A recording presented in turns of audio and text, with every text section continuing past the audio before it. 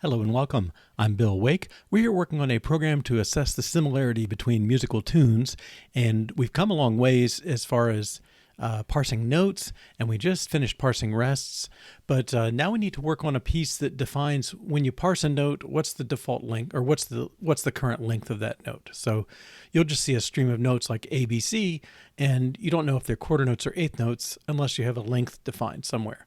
There's a default. It's complicated, but more or less 1/8. It can be 1/16 in certain circumstances, but we haven't dealt with that part either. But we want to be able to specify it explicitly. All right, so what we did last time, we basically worked on this header length parser. Let's go to that. All right, and it matches L:1/digits, and then it makes sure that they're powers of 2. It can be anything. Actually, I think the standard said 512. Let's check that. Yeah. Okay, so we'll add that. Not that you ever see a lot of 5/12 notes, but you know it can happen. All right, so we parse that L:1/digits. And that tells us if it's, say, an eighth note or a 16th note. And we've done the work to make note parsing and rest parsing use whatever the current value is, but we haven't hooked this up so that parsing one of these triggers updating that value. All right, and we left off with a failing test. I don't think it's this one. Well, it's probably this one, yes. Okay, so what we've done in this test is we say we're going to parse a tune. There's a header L:1/4, so it should be a quarter note, and then one note G2. Well, 2/4 is a half, so we should be getting a 1/2 note here. Okay, so the only note in the song, its rhythm is 1/2, and it blows up now because we don't handle it. All right, let's find ABC parser. Okay, so ABC parser, we need to add in something for the length. I guess we reverted it. We started to do that. Okay, but basically, if the line starts with L:, then we want to do something. So let's put that here. Else if line starts with L:, then do something. Well, what we're going to do is more or less like this. Header parts parser, except this is going to be header length parser. And I think, what is it returning here? Oh, it's parse updates note length. Okay, so that's good. ABC. Cannot find header length parser in scope. Okay. We need to create one.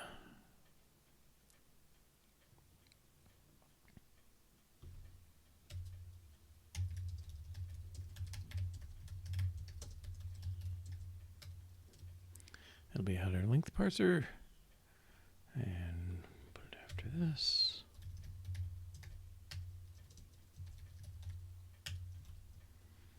Okay.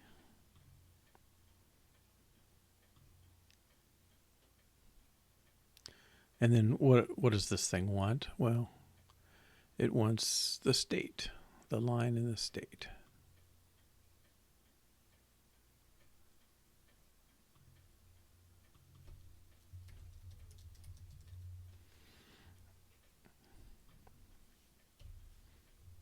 Okay, so this is when you match a title, you're in this section looking for more title lines. But if you find something that's not a title, then our state changes. Well, hit this one, header length parser. We're now in tune header instead of looking for titles. Okay. And I think this should do it.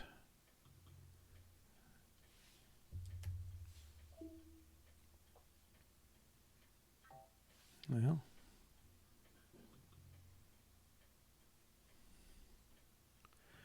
Oh. Wait a minute. I thought I typed a capital. Perhaps not.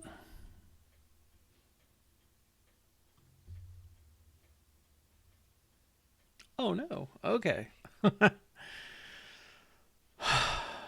Alrighty, what's going on? Well, let's break in here, make sure we're being triggered.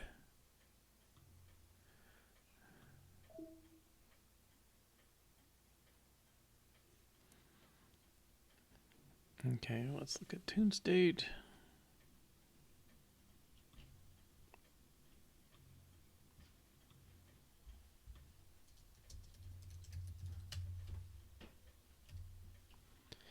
Okay, C 1/8. And I'll just step over the first time. Well, let's print tune state again. 1/8. Okay, so print tune.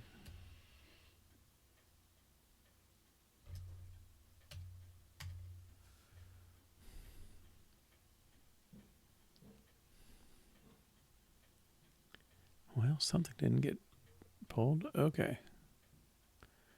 So it, I don't know, did it not? Let's try that again.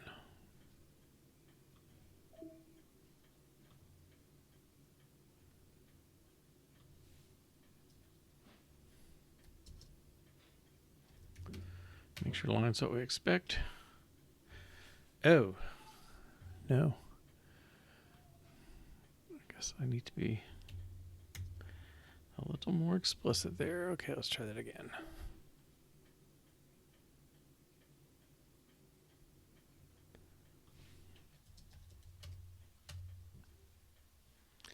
That's better.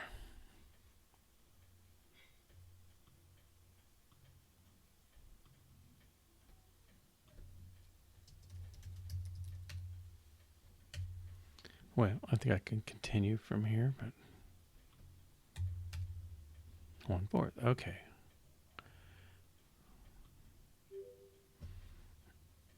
Oh, but a couple other tests failed.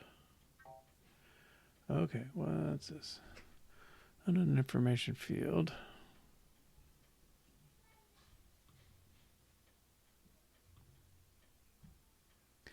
Oh, a space. I don't know if that's legal or not.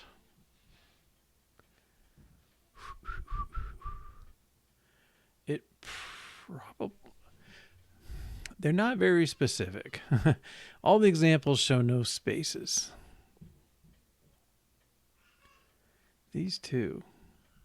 Now this has a space here. Okay, let's take that to mean you could have a space. All right, so I think we will. Let's add a test in here.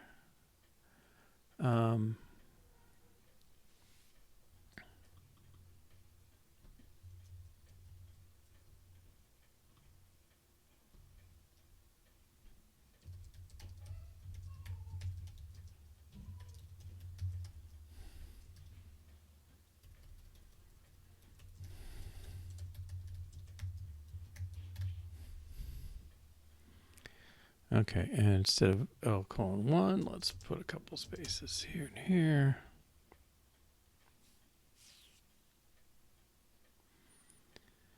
And this should still be a 1. Okay, this test will fail.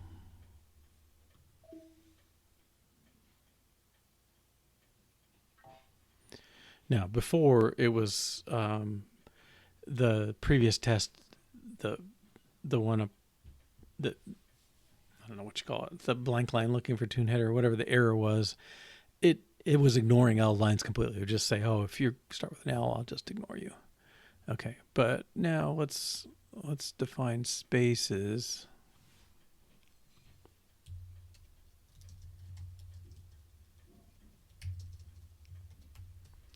One or more match space. Okay. L colon, that has to be there, but spaces.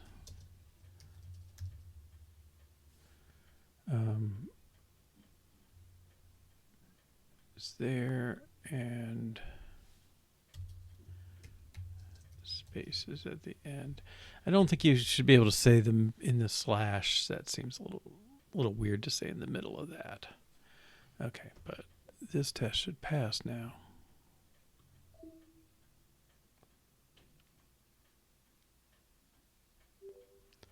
All right, let's look at this one. See the space here, so I think this should pass now. All right, let's take this one. That's another space. And same deal. Okay, I'll run them all. Okay, so we kind of did two things. We accept length parameter, applying it to notes, and we made length parameter allow leading or trailing spaces.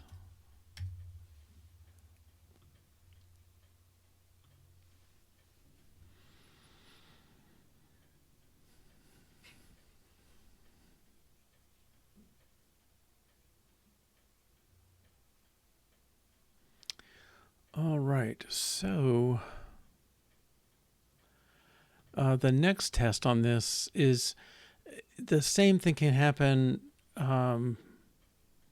Sorry, the L colon might not be right after the title, and that's actually a different condition in the parser. I don't know if that's a sign that I don't like something I'm doing in my parser, but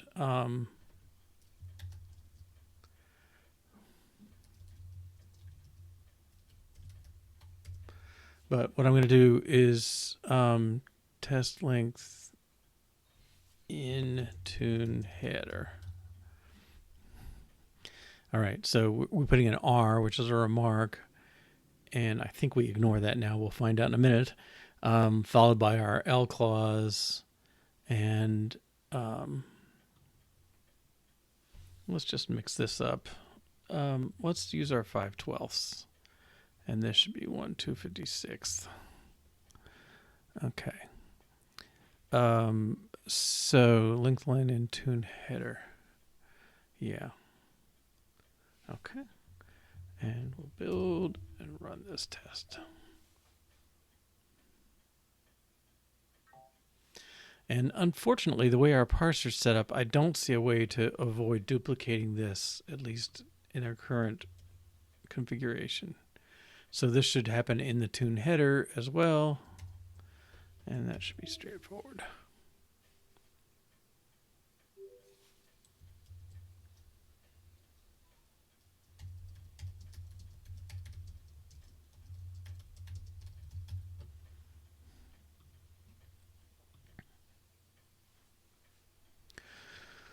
Okay, let's see, handle length in tune header. Well, I think we've done that. Yay.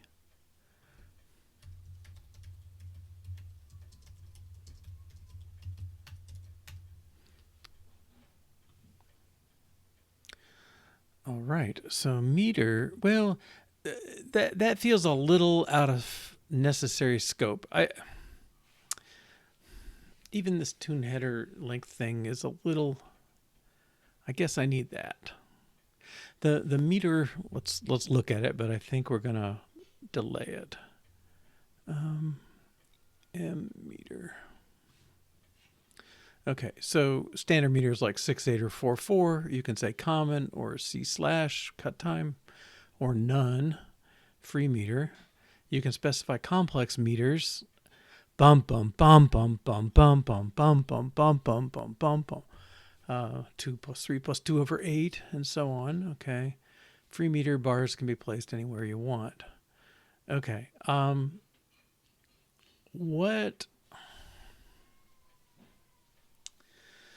Okay, this is this struggle. I don't want to go too far in things, but let me see if I can explain.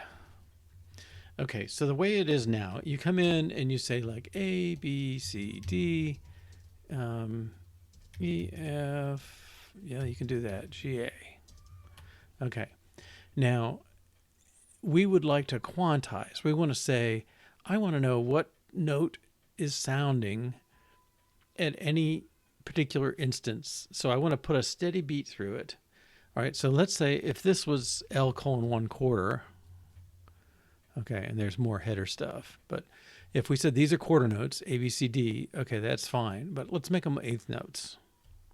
Okay, if I took my eighth notes and then I quantize it by quarter notes, I only want to take the first of each pair. So 2/8 make a quarter.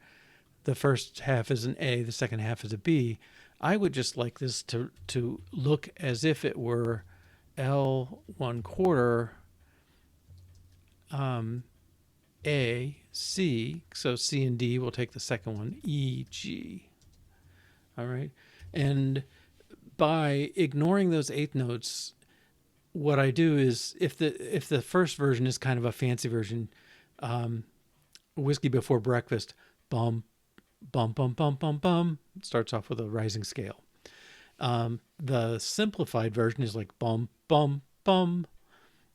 All right. And that might sound more like another version of it. Okay. Because I might have another version that was, lots of notes in there. And yet they all have the same quarter note structure, bum, bum, bum, bum, whatever. And so this analysis, if we quantize it before we analyze, we're going to catch tunes that are actually more similar at their heart. Okay, because little extra notes, grace notes, all that stuff is really not interesting to us at that kind of analysis. I mean, you may want to care about them at some point, but the first cut of just saying like, is the basic tune the same? You don't care about that stuff.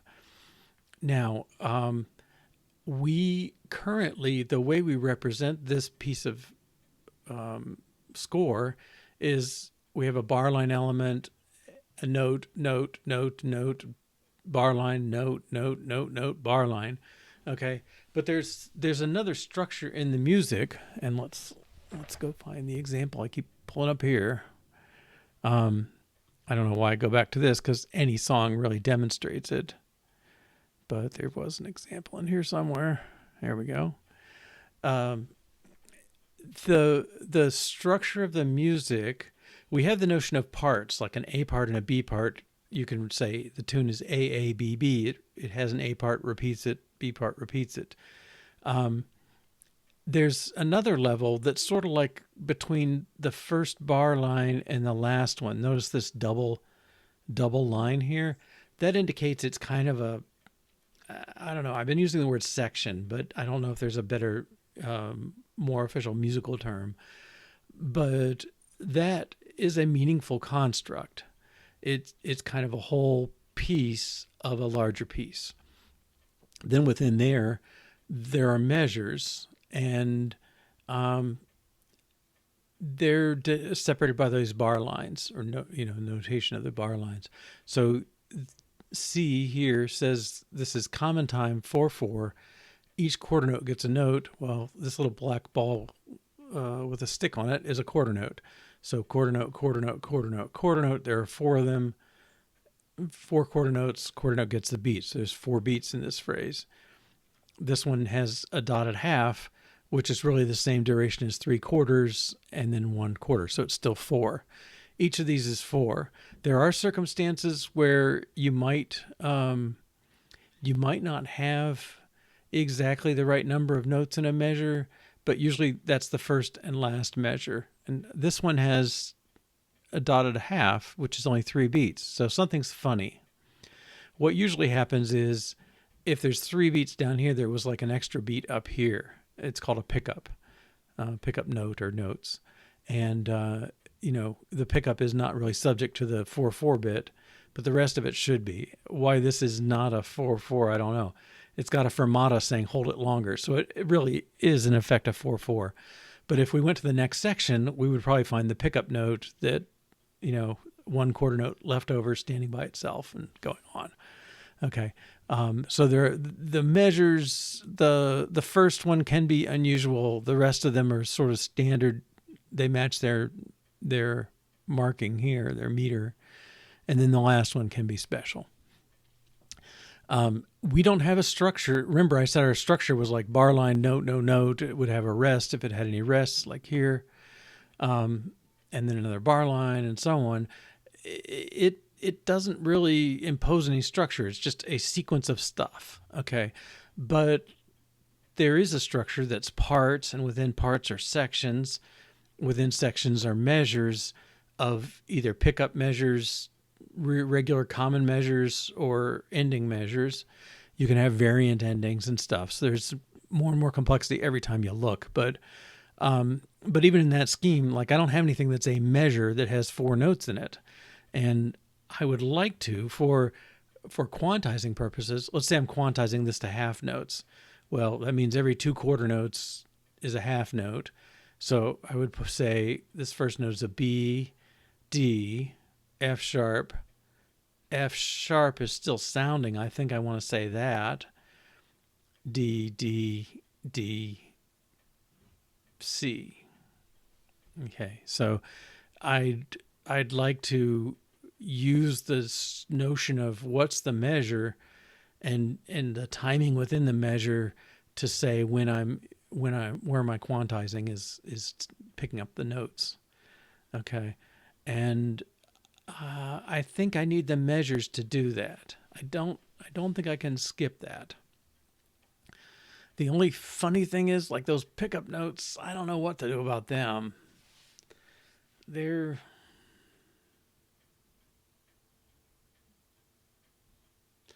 We probably want to ask, like, how many X notes worth are you in a measure? So the first one, if I said how many quarter notes are you, it would say 4. If I said the last one, how many quarter notes are you, it would say 3, because dotted half is 3 quarters. All right, and so do I need the measure structure? I guess I do. Because if I just had pickup notes, I had one pickup note, it would sort of put the count off. And the pickup notes usually have a very weak beat. They're not the interesting part. So, I don't know, a song with a pickup note. Bum, bum. No, that's not really it. I saw 3 ships come sailing in. You could think of that I saw. So maybe the I is the pickup note. I saw to thump. So the structure would be kind of a 3/8. I don't know if I can say it enough to make sense, but let's say, okay, I saw 3 ships come sailing in. Okay, I would guess that this is really its meter is 3/8, and then the notes, I would guess this is, I don't know, I'm making up the notes because I don't know, but I would say this is G2, boom, 3 ships come sailing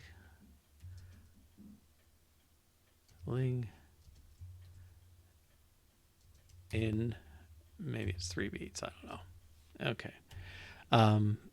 I saw 3 ships come, and I'll just put some spaces in to line things up a little. And we'll put a dash here just to clarify that that's the split. Okay, so I saw 3 ships come sailing in. All right. And this is an effective pickup note because it's a weak beat, and then we get this kind of strong boom, boom, boom, boom, boom going on. So somebody else might notate it differently, but this is how I'm hearing it anyway. And if I did a tune analysis, I'd want to really focus on this initial strong beat. I don't really care about the pickup notes. Maybe I should just even omit them. I don't know, but they're weak, and they're not core to the tune. So if I'm quantizing, I'm trying to get to what's the core notes of the tune. So I would say if I were quantizing this to, I don't know how I want to say this, 3 beats per measure, maybe 1 beat per measure. Interesting. Yeah. Well, how do I even say it? But somehow I want to say it's G A B G. Okay. And those are the measures.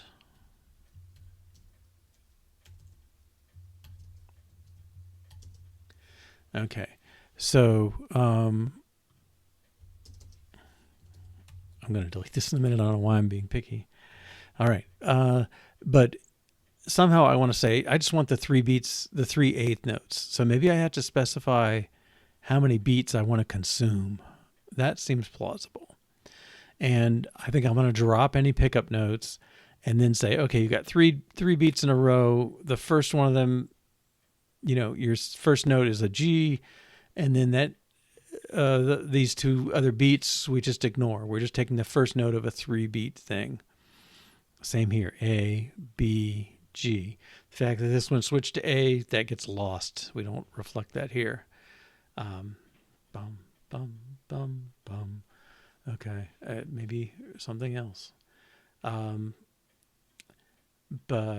I don't know. I don't know why I have Christmas carols in my mind. It's not that, not quite that season. But I think I mentioned whiskey before breakfast. At some point, it goes da da da da da da da da, and that's the same thing as Joy of the World. Dun dun dun dun dun dun dun dun dun dun dun dun dun dun dun dun. It's just a scale going down, and there are different songs that use that. The rhythm makes it interesting. I don't know if the rhythm is enough to see the difference in the thing, or if it's going to look like a scale going down. But we would be able to see some similarity with some other tunes because of that. Even if it only hit the key notes of a scale going down. All right, so I guess what I see. Okay, so quantizing, I'm going to say I want to quantize every X beats. 3/8, 1/4, 1/2, whatever it is. And that has to be out of the measures, I think, because I want to ignore pickup notes, and I really want the parts of a measure. I mean, could I do it off the stream? I wouldn't know about pickup notes, so I couldn't say this measure was short. Ignore it. Now, maybe I only care about measures that are like less than half the distance or something. That would be plausible. Okay. Well, no, nothing can define that for me. This is my interpretation of what I want. So, I'm working with another amateur musicologist to figure out what we're doing. But if she and I negotiate this to say, how do you want to interpret pickup notes? Well, if I think of this last one, if the whole song ended here, it would probably be a 2 because it provides the partial measure to match the pickup note. I would want to know this one. I'd want to know the first beat of a measure, I guess, no matter what. So, okay. So I think I've argued myself into saying you really ought to know your measures. And I don't know how I want to do that. It feels like a bigger change, and this is one where I worry. Well, I have different things I want to pull out at different times. Sometimes I just want the notes and let me ignore the rest.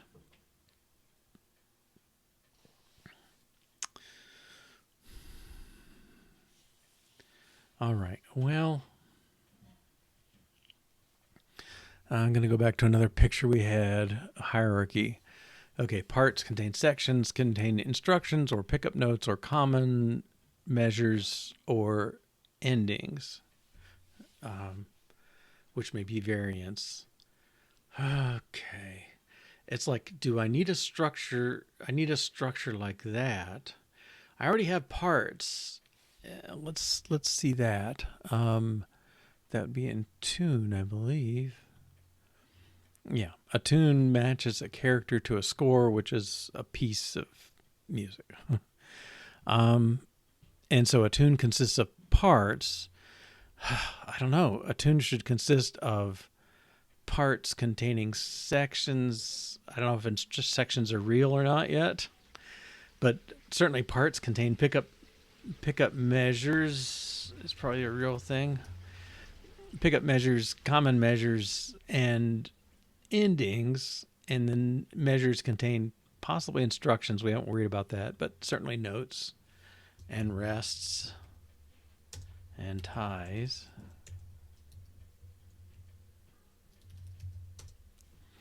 Okay.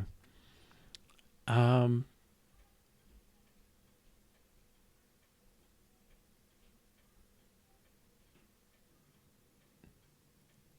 yeah. So I want to impose this structure on what I'm getting. Now, what I don't know is can I do that during the parsing? And I feel like maybe I can't. Again, let's go to this. Like the relationship of these notes is pretty complicated. So this one, it's giving us T1 voice. So here's B, C, D, G, etc. down to the rest. And then they're giving us the top notes on the second line. So to assemble the whole score, you have to wait till you get all these things. Now I'm not worried about voices too much, this multi-part kind of thing. But notes are kind of the same. Like here, I'm getting this stuff. Nothing says I have to finish the measure on this line. I could go on to the next line without finish, and put the first half of the measure on one line and the second half on the other. So parsing by lines, I can't get the right structure. And that makes me wonder.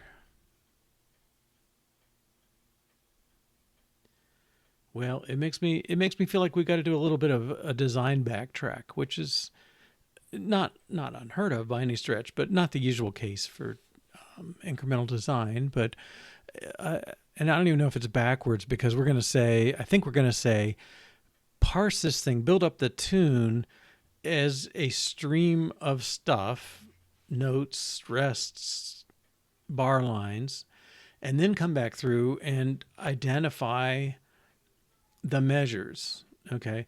And we also have this notion of sections. And there's complexity. So if I identify this measure, notice there's no bar line in front of it. It's only the fact that there are 4 notes and it's common time that tells me it's a full measure. If I had a repeat here, it would go back to the first note up here. So that's complicated. There's another rule that says you could put a repeat at the end and not at the beginning, and then you're supposed to know, like, go back to the beginning, unless there are pickup notes, and don't pick those up. It's like it's complicated. The notation was definitely. I mean, it's evolved over literally more than 1,000 years. This is it grew out of much older notations, and I think somewhere around 1200s maybe they started putting, maybe 1100s they started putting notes. At first they just put dots that sort of said this is higher or lower. Then they finally did dots that are kind of proportional to the distance, and then they Guido, I forget his full name, but Monk Guido decided we should put bar lines in. There were formerly 1 or 2 lines just to kind of orient you. He put the full staff. I think he used 5. He might have used 4, but he put this thing of having constant bar lines, which I'm sure if you're a monk writing with a quill pen, this is not, the most exciting piece of writing you do. It's kind of boring to draw bunches of straight lines, but it definitely makes the music more readable. So, if 1200 and here we're, 2000s, it's kind of 800 years of this part evolving. And same thing for the rhythms, that mostly evolved, I think, same kind of time frame. There were little notations, little squiggles that kind of meant rhythms, and it evolved to a more standardized one over the next, few hundred years. Um, and the notation is still changing. I mean, there are all kinds of experimental stuff, kind of starting in the 2000 or 1900s.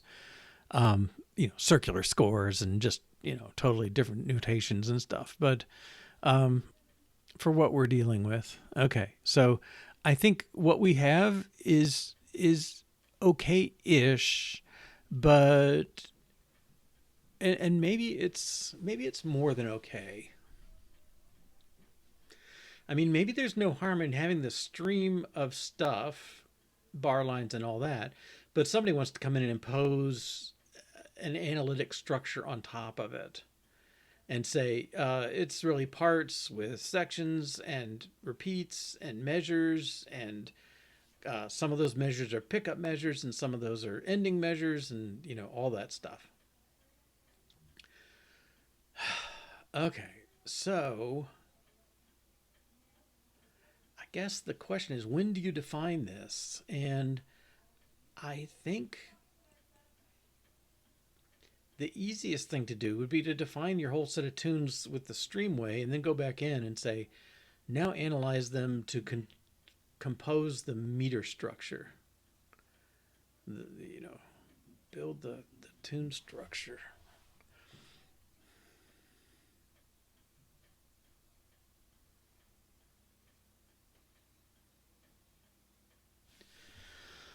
All right. So I guess what I want is, I want to say, give me the measures.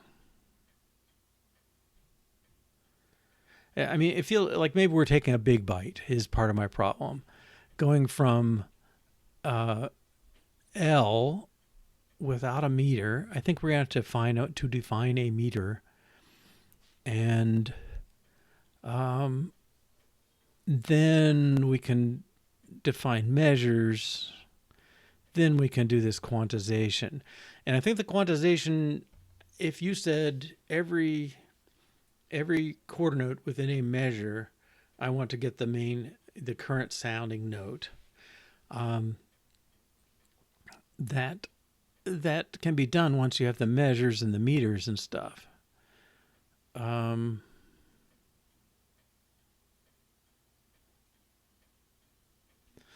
Yeah. Now, meter is, sorry, everything is so complicated. You can change meters as you go. Okay. I'm kind of blanking tunes that do this, but there's an old Beatles tune that sort of shifts between 3/4 and 4/4. Okay. And there's a lot of jazz that shifts all the time, but the 3/4 to 4/4, we can work it out, that song. Meter here, can you do it in line? Yes. So I can be partway through clicking along at 4/4 and then say, oh, this measures in 3/4. And that's explicitly in that measure. And maybe that's my clue. I don't know. But it seems like each measure should know its time signature.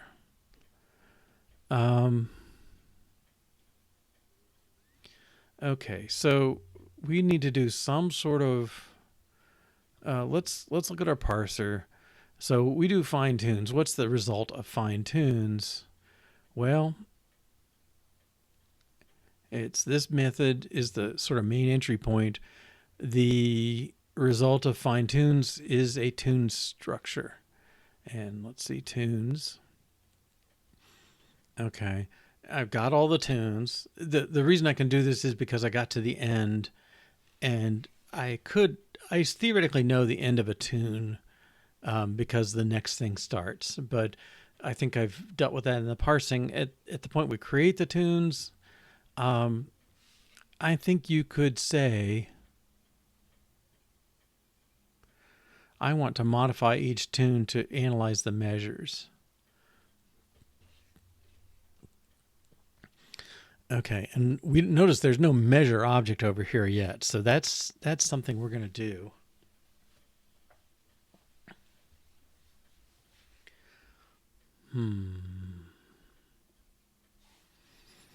Okay, so at the end of parsing, instead of returning tunes, I need to go through the tunes and update them. Now, the question I have is, when does it know it's starting a tune? It knows at the beginning of the next tune. Okay, I think. Look for content. Starts with X. Reference number to parse. Let's go see this thing. Tune stat append. Here's a new tune with this reference number. So you basically start a tune, add some stuff to it. When you come to the next tune, you start a new tune, add some stuff. You don't really know you're done until you hit the end and you say, oh, I guess I was done with that tune. Okay. So I think I want to say, I don't think you can do this before you finish parsing. Only with difficulty, I guess. I mean, I suppose I could, when I start a new tune, I could say, oh, if you had a previous tune, go do something to that. But that feels off. Okay. So I think what I'm saying is our tune structure has score, and I don't know, score maybe is not the right name for what that is. I almost think the score is the measures more than the notes. Okay, so we may change our names a little bit. This is truly a sequence of musical elements. That's the core of this thing.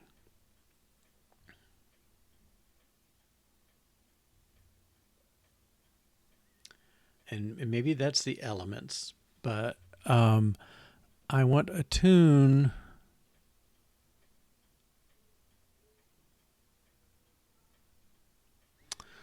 Well, I want to say identify measures is kind of what I want you to do. I want you to go through the notes, which is the score, and, well, it's the parts. Maybe that's something. But I want you to say, identify the measures. And then at that point, I have a structure of some sort that I can ask for the measures.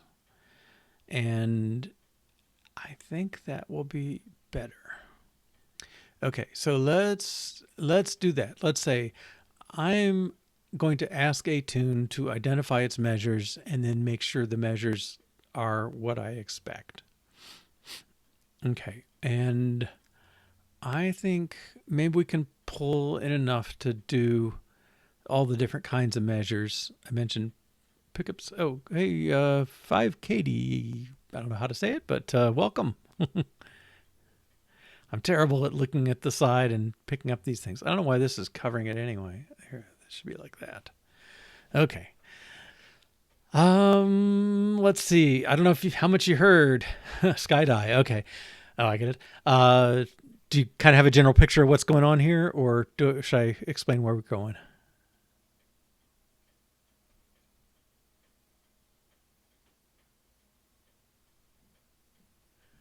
All right. Well, let's start with tune.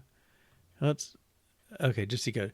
Okay, so we're writing this program. We're trying to analyze songs and decide when they're similar. So let me show you what I have so far. I have this archive of songs that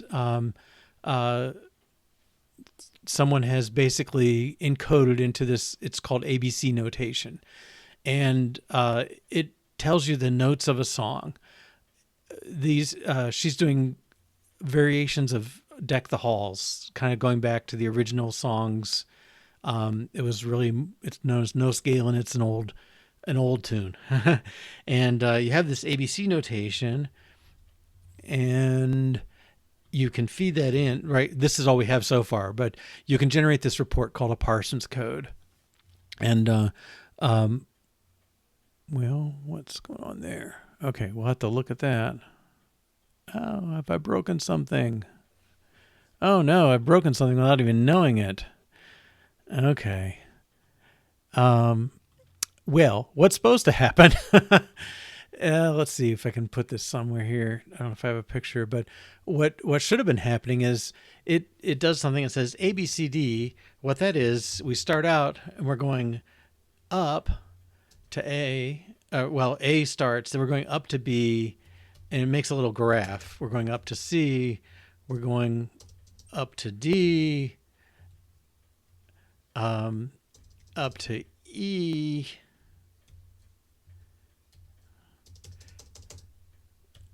F,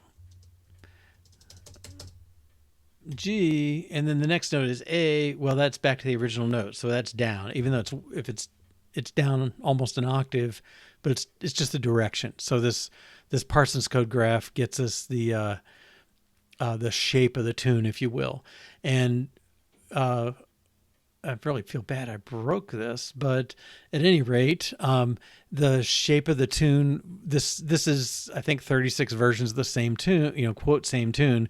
They're all over the place. Some of them look very similar in the graph, and some of them look completely different. Okay. And given that, our hope is that we can take the ones that look similar and kind of group them and identify what makes them similar, and then the ones that are different go like, hey, how similar are they to these other different ones? And, maybe derive kind of like which ones, pull which ones evolved from which ones or something like that. But this ABC notation is really, it's not impossible, but it's very complicated. So we have a standard, like if you print this, it's like 112 pages or something. I haven't printed it, just looked in my preview, but it's big and it defines a lot of stuff. And one thing it defines is, what does a measure look like in music? In this case, we're in 6/8 time. So this is 2 beats of A, then another beat of A, and then A, B, C. So that's 6 beats of stuff corresponding to 6/8 time. And L is 1/8, saying this is it's 2 eighth notes. So this is a quarter note, an eighth note, eighth note, eighth note, eighth note. And that gives us the stuff we're after for that. What we don't have, though, the data structure we needed for the Parsons code, it doesn't care about anything except the names of the notes and like whether they're up or down. And so it doesn't care about measures or rhythms or any of that stuff. But now we're trying to do some analysis that deals with rhythms, and we need to break out and say each measure is its own entity, and many of them are going to have 6/8 for their beats. There are partial measures at the beginning or end that might have fewer beats. Here's one right here. A3, A2, it's only got 5 beats. Well, the next beat is down here. It's part of the next phrase, really. Okay. So my plan was to go add this structure around it to say, take the sequence of notes and bar lines and rests, and analyze that into a measure structure. It says, oh, this measure is these notes. It's in 3/4 time, and that's a standalone measure. Here's another 3/4 time one. Maybe we might find one that's not 3/4, it was an ending or a pickup. We would keep track of that too. Okay. Sounds matching similar. Yeah. So it kind of gets the shape of the melody. It doesn't worry about, is it the exact same pitches? So it gives you some sense of similarity. Okay. But now running this thing, and this is really unfortunate. I've done something in my parser. So line 21 found DE. Okay. Well, DE is perfectly legal there. I don't know if we've missed spaces, but it should not be complaining about that for sure. Let's see if I can squeak this over. Okay, and I'm just going to look at the rest of these and just see if we can see the pattern. So unexpected characters, DEE2, line 23, C2. Oh, that's unexpected to me. 2312, C2. Well, that looks legit. That's just really weird. Like why it would parse the rest of the line but blow up on that one. Like it. Oh, is it always the C's? Line 23, C2. My suspicion is I've not allowed spaces somewhere, but it's not every line. Well, it's pretty close to every line complaining.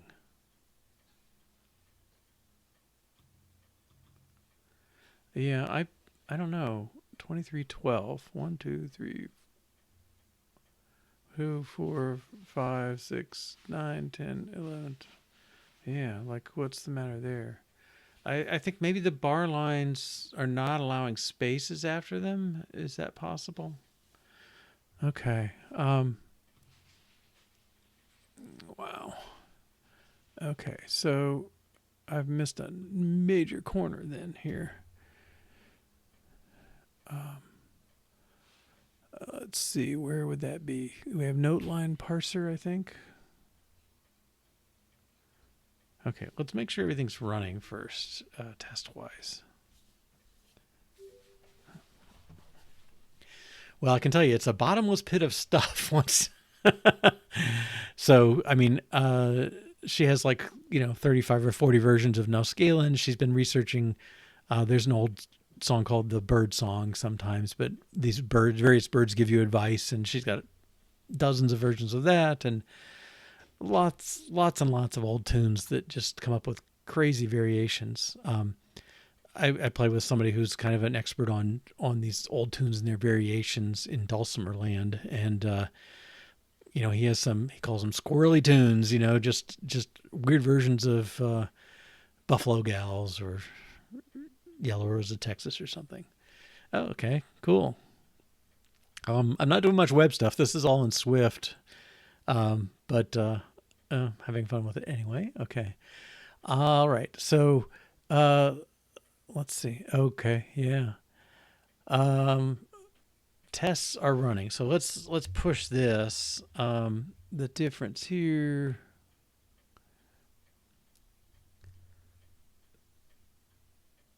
No, an extra blank line. Okay. I don't care about that. Okay. So let's figure out what's going on here. So notice line 8, this one has no spaces after bar lines. This is the first one with spaces after the bar lines, so I'm very suspicious there. Header, note line parser. Okay, there's our bar lines. And where's that used?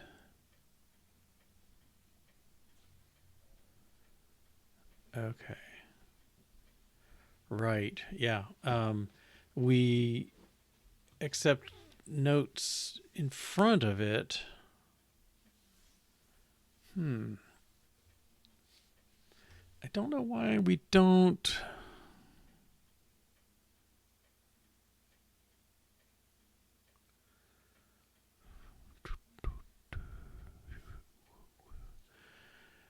I guess we could say there's notes after it. All right, let's make a test for this. Oh, I put them after the notes, but not after the bar lines. Okay, I can write a test for that.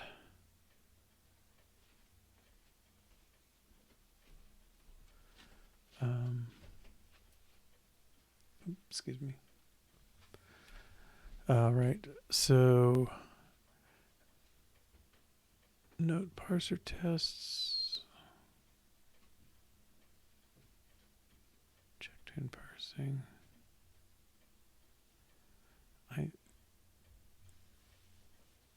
here's check tune parsing. Okay, so he checks for the right notes.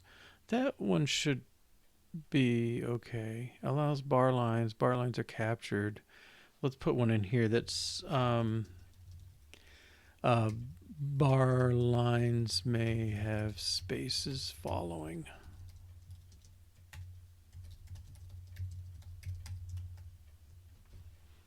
Okay, and let's do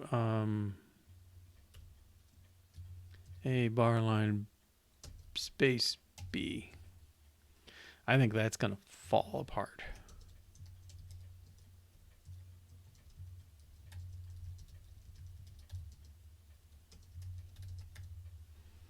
Okay, and I believe this function will fail. I guess I would say I've been studying programming decades at this point. Yeah, it's been a long trip. A mix of stuff. Okay, so here we are. This thing is failing. And it's failing in here. Okay, so we expected to find a tune. We got a message, unexpected character found B, and the B is right where we thought that would be. Okay. Yeah, I mean, it's great if you're starting. You'll pick up one programming language to start with, and it just keeps going. I don't know how many I've had to learn pretty intently, and a lot more I've had to learn enough to dabble in. Unfortunately, React is one of those more in the dabbling stage, but I've certainly enjoyed it anyway. But there is always stuff to learn, and web development, depending what pieces you're doing, but you pretty much have to do HTML, CSS, JavaScript, React, all that stuff that comes together. It's a pretty big package of stuff. Okay. Well, my theory is my grammar here, I think all notes parser in this. Let's pull this out. Okay. Our bar line. Okay. Let's say this can be followed by spaces.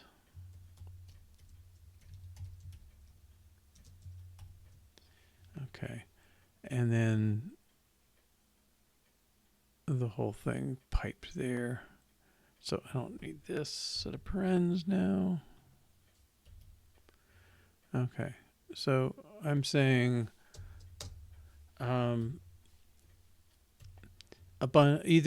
either notes or bar lines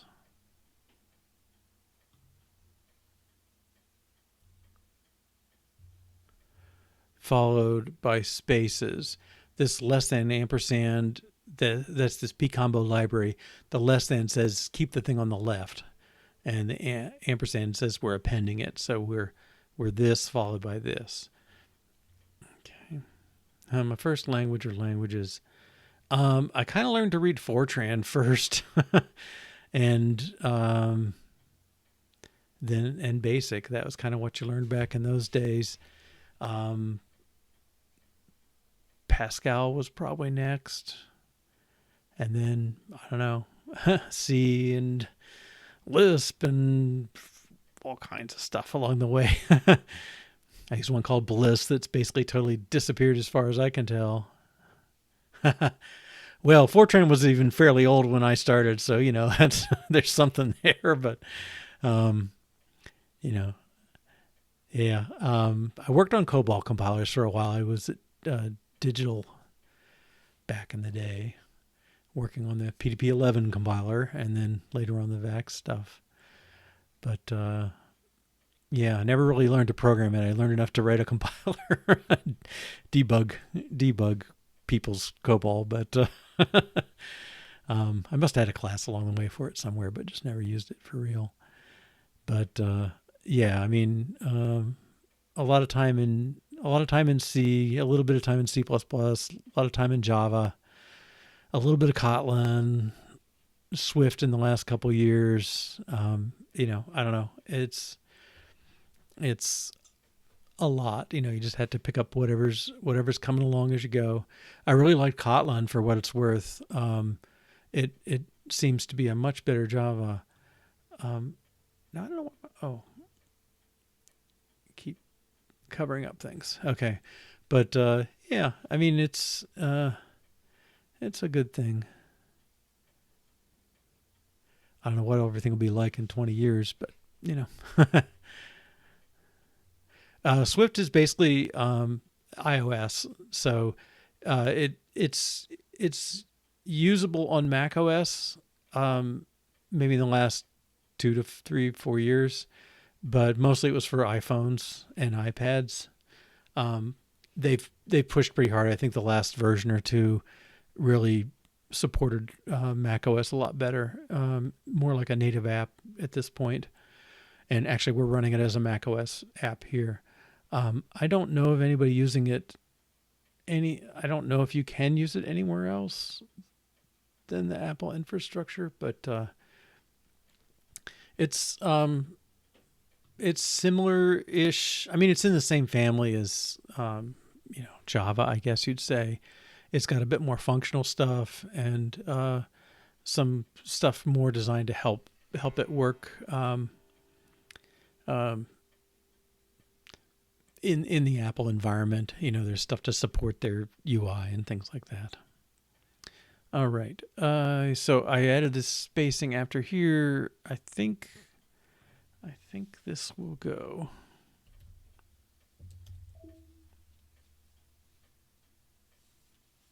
Should pass. Oh, everything fails. Okay. Interesting.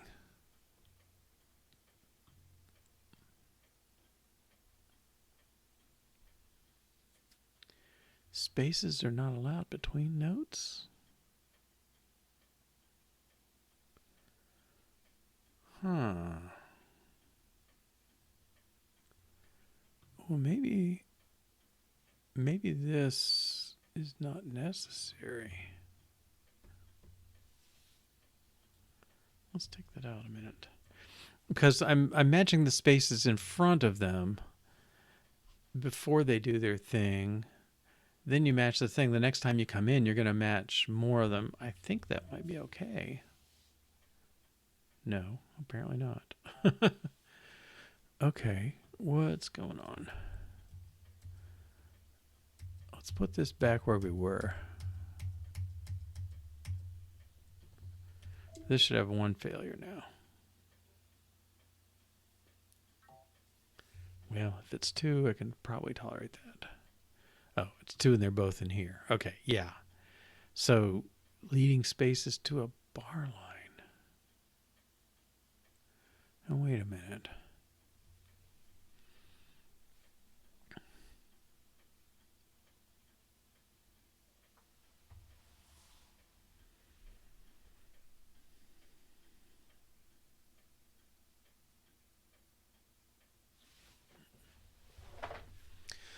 Let's do the same thing for bar line here.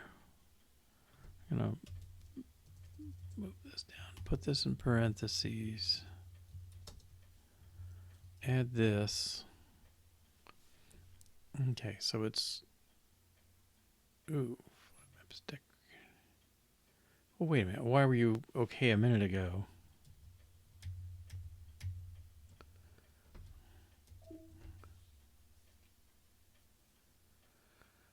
Huh. Yeah, I don't know. It's always interested me for a long time. So, I mean, even in grade school, I was kind of fascinated by the idea of doing it. So I don't know if I can really say anymore. I know I liked that feeling of you specify something kind of in advance and it just handles it the way you want. And I was sort of fascinated by even just hitting a return key, like all the mechanism that goes on before the line comes back with a new line. It just kind of astounded me how much mechanism there is in that. It's different than a typewriter, even an electric typewriter. It just is kind of directly connected to say you hit the return key, it's going to move the the space, the paper up a space and move the head back. But in a computer, that's that it involves a network, at that point and stuff. So yeah, I don't know. I mean, I always enjoyed math and kind of the relationships in there, and this seemed a lot like that. And I've enjoyed music, and there's something similar about all three of those that really attracted me, I guess. Um, yeah, yeah. Okay. Let's see. Why is flat map all of a sudden not acceptable? Doesn't make sense. Okay, so what I said was I would put this in here. Let's take it a step at a time.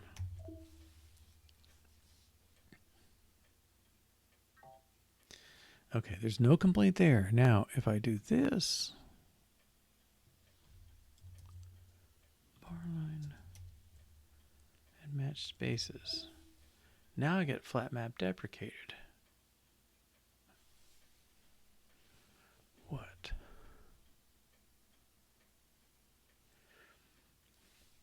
All right.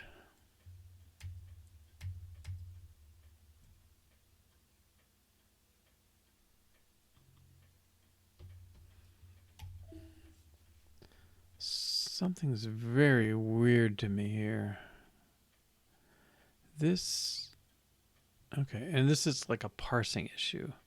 I've got this structure to parens that's there. All notes parser, match the notes, followed by optional spaces, and that's okay.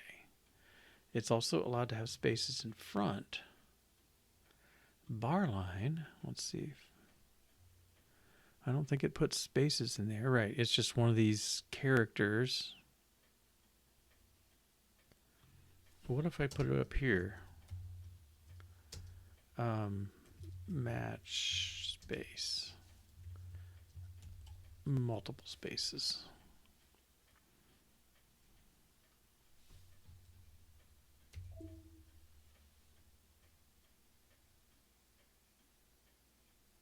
Oh, well, that's good.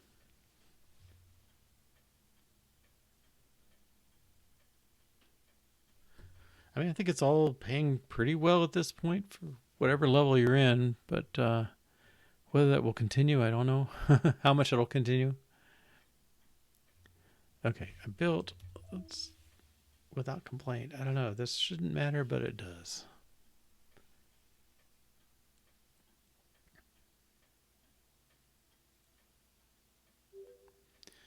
All right. Now let's run our no scaling and make sure that thing is working.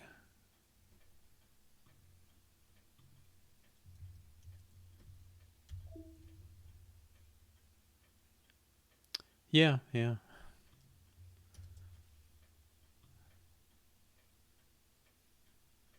Okay, this is better. Well, that's it. Okay. Yeah, there we go again.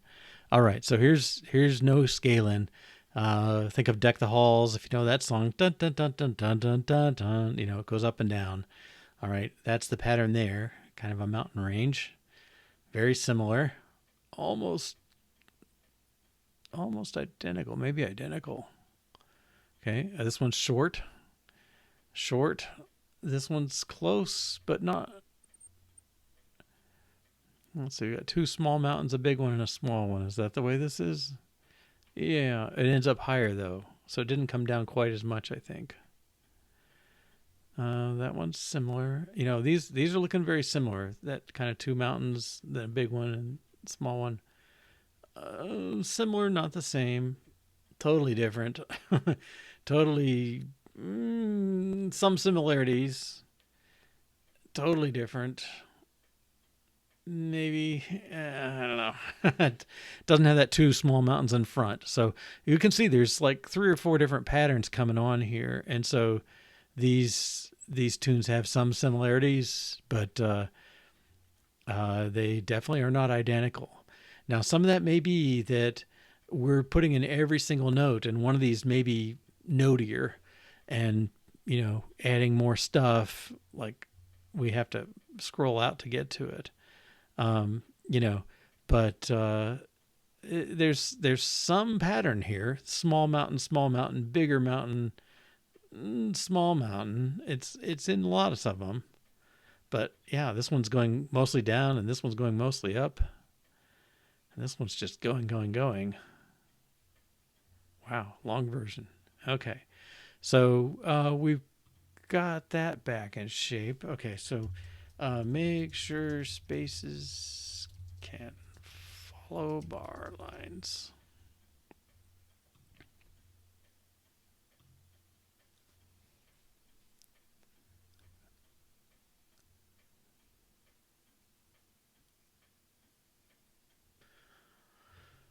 Okay. So I think we're ready to go back to the tunes, and I want to say something to identify measures in the tune.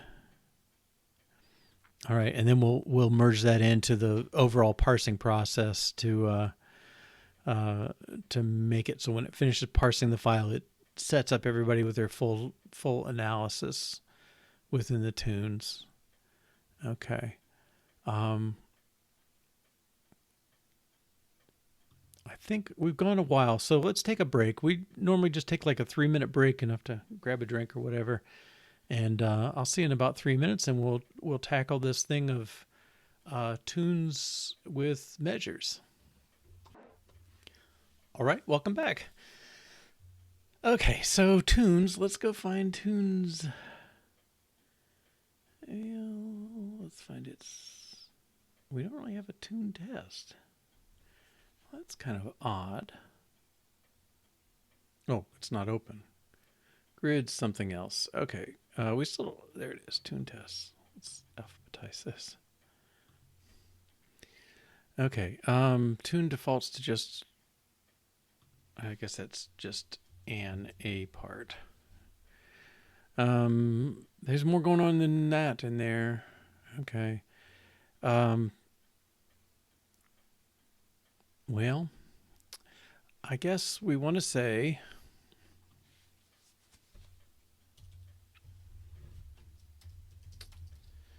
tune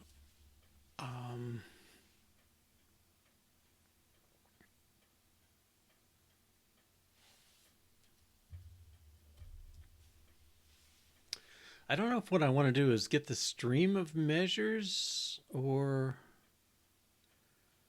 what.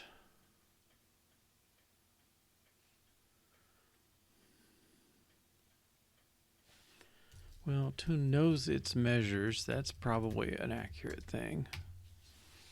Okay, so if I make a tune,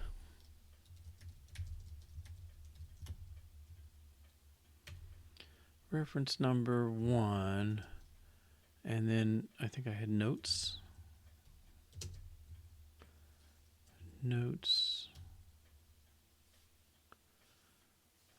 Thanks.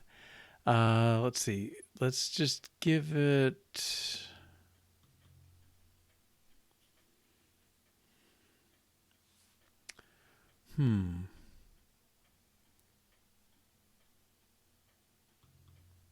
Probably score test is the best way to check it out. Is note. Well, I don't want to have to write all this stuff. I'm being lazy. See.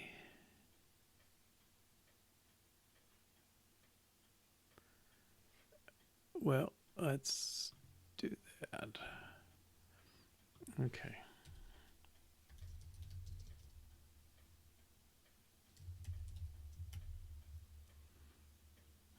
Let's make it just ABCD dot map to note $0 natural. Are those optional? No. I guess the accidental is not optional. Okay. But I can do that. String down element character. Oh,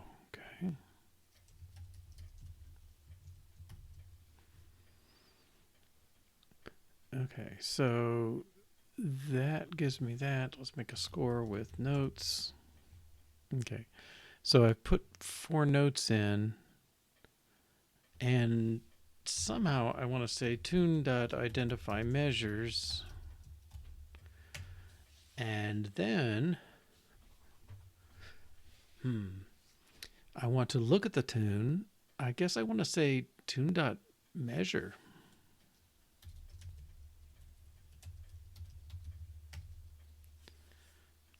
Tune.measure measures sub 0. I don't know if I want to. And that should be a measure. And I think I want notes and I'll say time signature. Yeah, I'm kind of have to specify that somewhere. Let time signature equals rhythm 4/4. Okay. So measures should know their notes.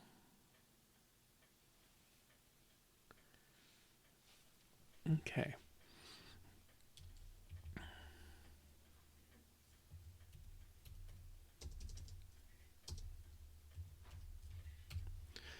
All right, so we have 4/4 rhythm. I haven't told the tune about it. Somehow we have to do that.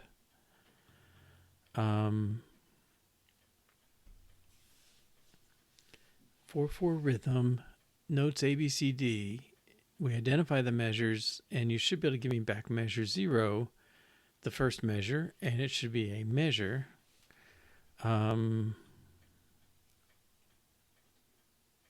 And it doesn't know identify measures yet, of course. Tune,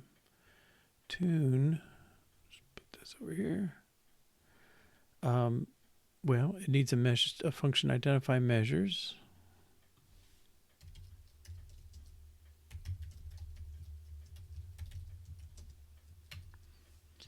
And it needs a function measures, which takes an index of int. Okay, now should that be...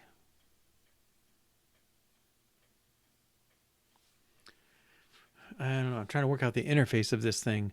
It might be better to return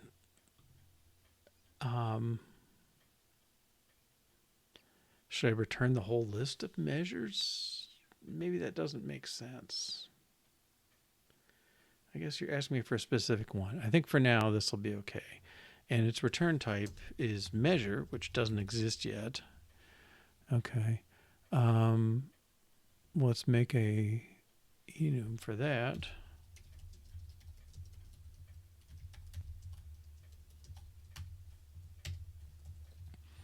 Case measure, and it should have an array of note.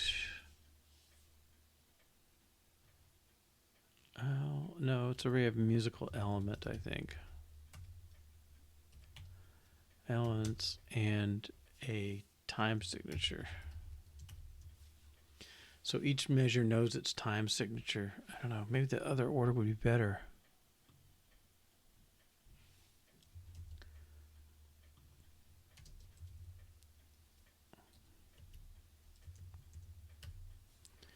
Okay. Now the tune, measure 0, measure. Well, let's make this measure dot this with time signature.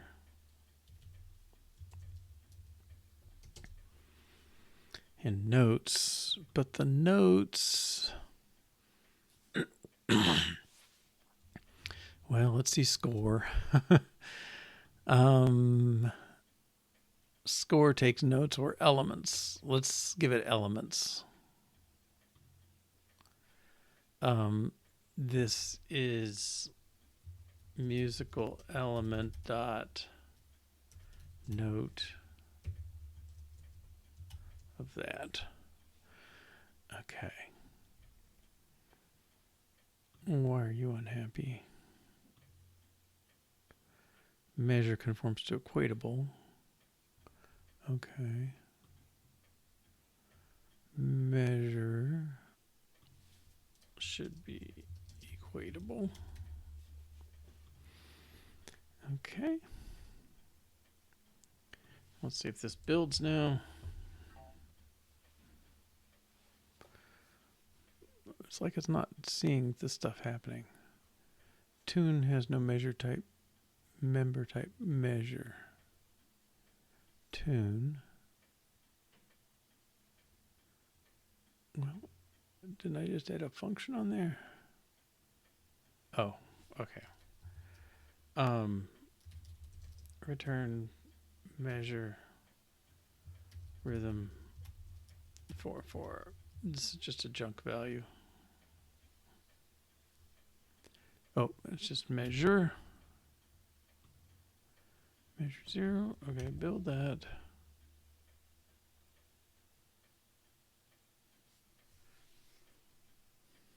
And run. It should fail. Since everything is junk. Okay. Should say, yeah, empty is not equal to A, B, C, D. Okay, now let's make it 4/8 just to make the defaults kind of work, eighth note defaults. Okay, so 4/8, and I'll run that again.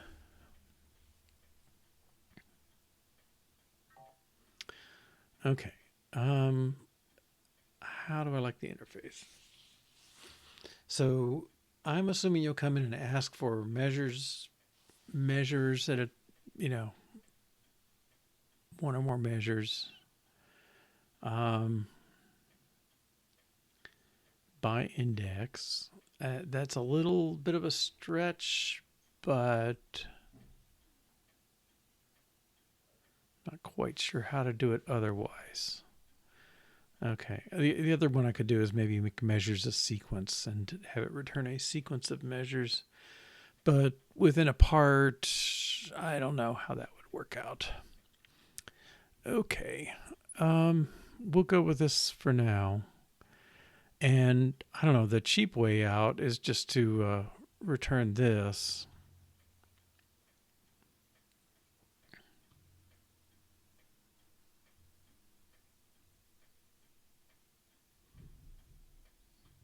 Where's that 4/4 coming from? That's a good question.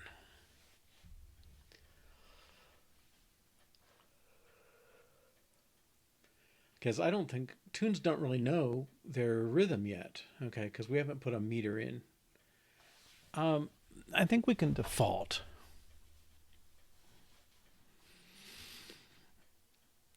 So let me make the test. Let me go back to 4/4. And our notes, we will put in a rhythm explicitly. Rhythm 4/4. Sorry, 1/4 quarter notes. Okay, so as of today, the tune does not know its rhythm. I think a tune should know its rhythm. All right, so we will default it for now. 4/4 is default.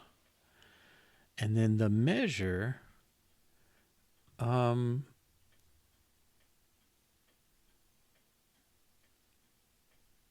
let's accumulate those.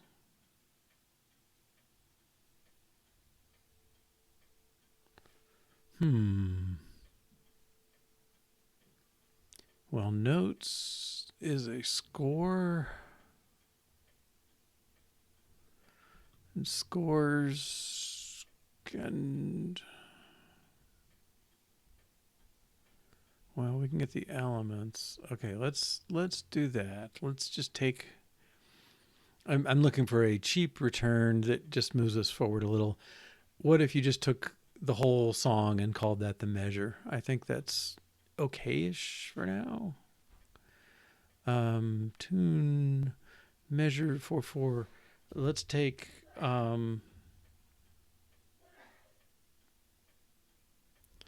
I think we want to take the A part,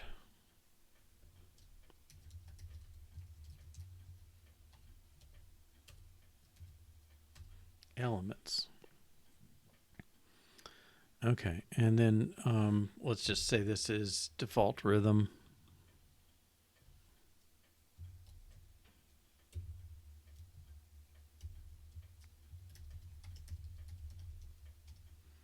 Okay, and this should pass.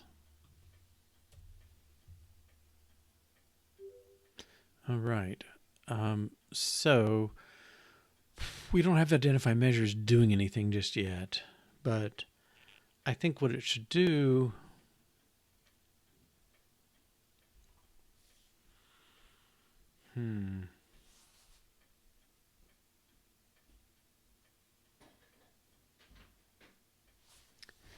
This is hard to know.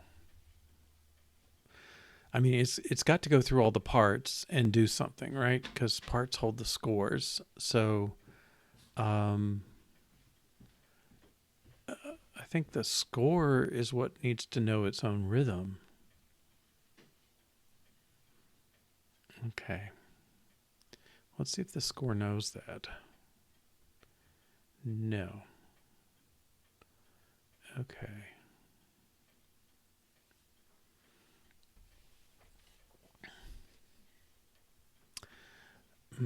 So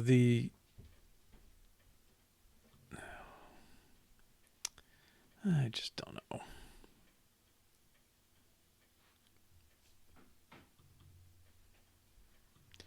I guess, yeah. What's he going to have to do? He's going to have to go through the parts, and then each part is a score, and it's going to say, hey, score, I need you to tell me your measures.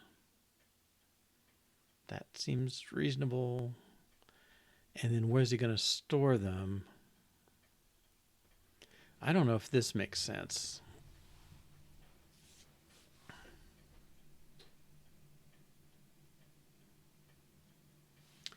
You know, that A there, excuse me, that's suspiciously foreign to the rest of what's going on.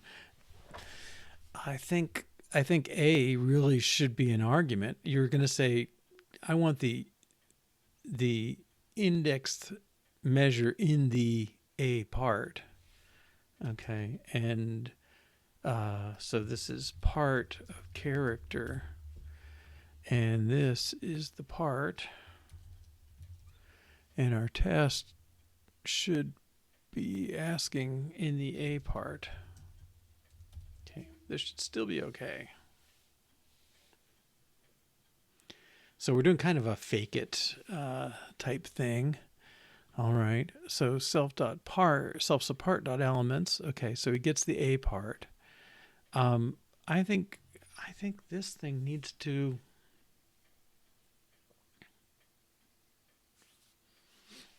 does self maybe there needs to be something analogous to the parts that's the measures.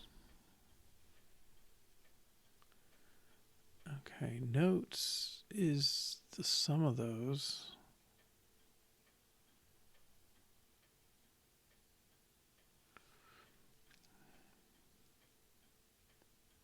What's he mapping to? Parts goes to score.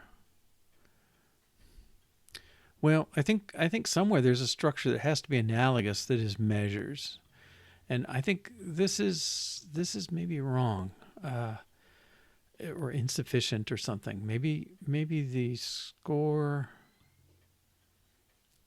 Well, identify measures. Okay, let's start it out. Private var measures is going to map part to measure, array of measure. Okay, so it's going to map parts to arrays of measures, and then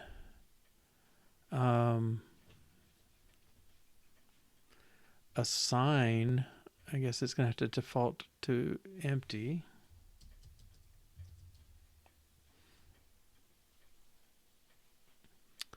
Okay. And then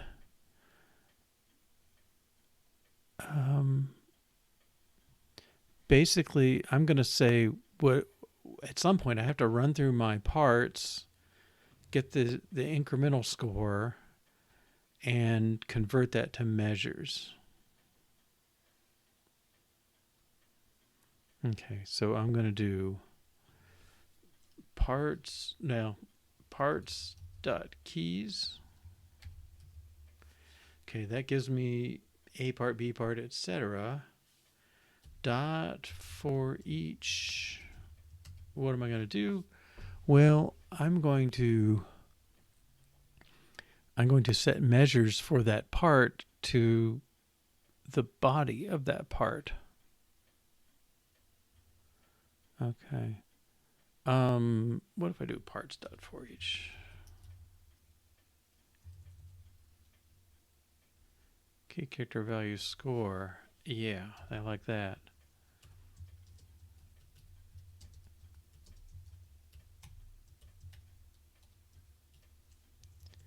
Let's see if this one can go. Okay. I get the key and score in that. Okay, so iterating through a hash table gives me the key and the value of each entry. And then I'm going to say measures sub key equals, I guess, score dot measures.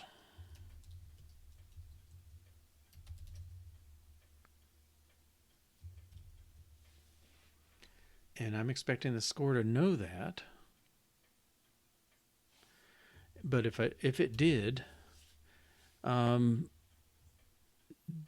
would be okay. All right, I'm going to pull measures out.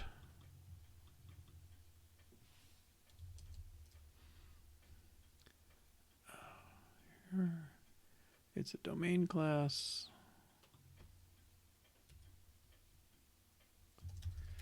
Measures. That. Okay. Now Tune is assuming score has a measures method. Okay. And let's define that method. Score.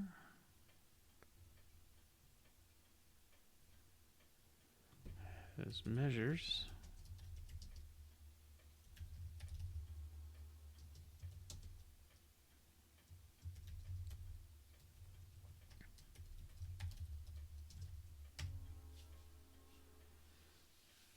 Is an array of measures.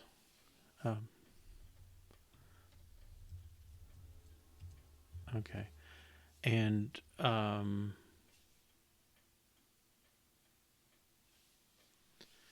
what's the return value of this thing?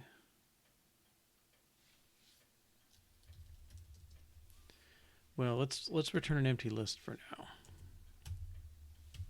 Okay, I think this still builds and runs because we're not using it really. Score has no member. Okay, let's push this. Okay, so start making tune. Identify measures. Delegate to score. Score. So used to writing games with score classes. Now I have one that's a musical score. It's giving me cognitive dissonance. Now, why does this keep moving? Is it me or that? Okay, let's do this. Cancel. That's what it is. Okay. Why do you insist on moving my window? I don't know. Okay. All right. So now tune tests. That's okay because tune is pulling this from self.part. Actually, that's also part subpart. That might be more intelligible. Apparently not. Okay. Self-support.elements. All right. Score.measures. Well,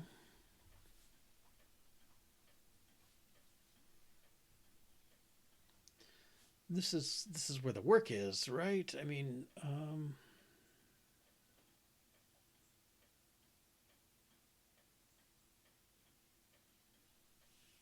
hmm.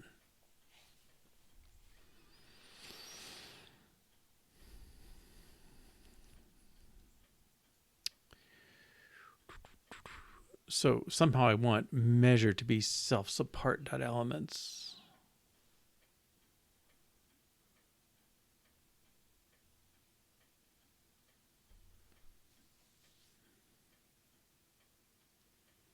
Which is score. I think it's really this for now.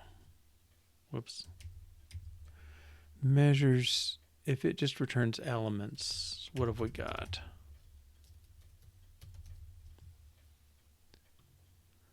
Okay. That should be harmless. Whoops. Musical type measure. Oh, it is measures.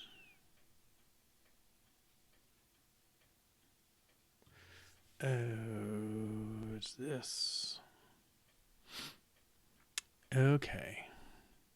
So we have to turn it into that. Okay. Score, and then elements is in self.parts, so we don't need that. Default rhythm, I'm going to pull that in from here.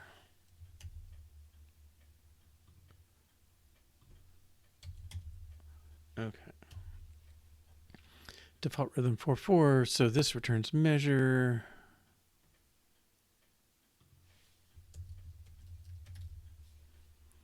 Measure with default rhythm and elements. Okay, I'm taking the whole song and shoving it in for now. Cannot convert a return type measure to measure. Okay. We'll just make the one element array.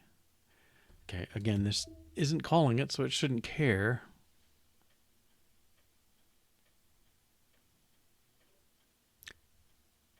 It should pass.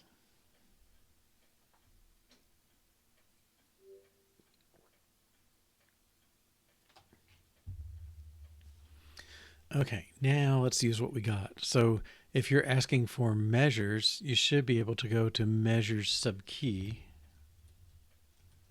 Measures sub part subindex. Measure subpart looks up the measure.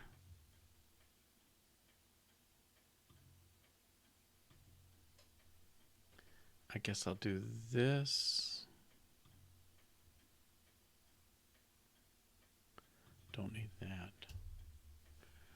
Okay, and where's my self?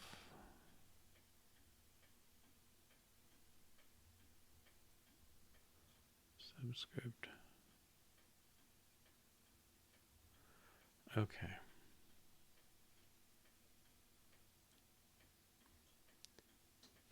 Let's see this.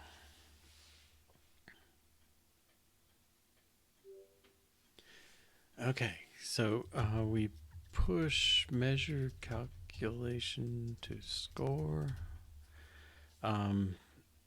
It just takes the whole song.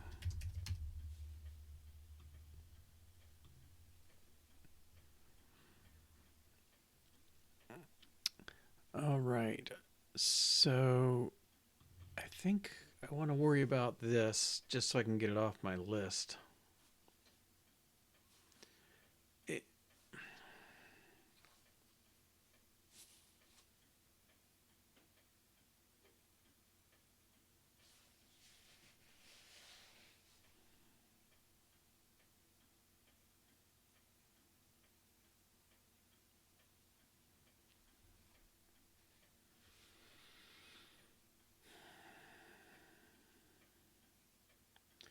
I don't know if I want to type like none in my measure.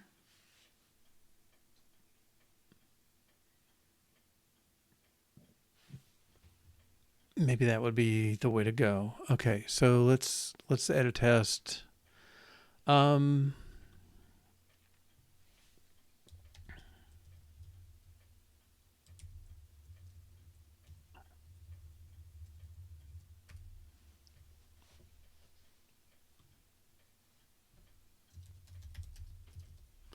Returns no measure for non-existent part.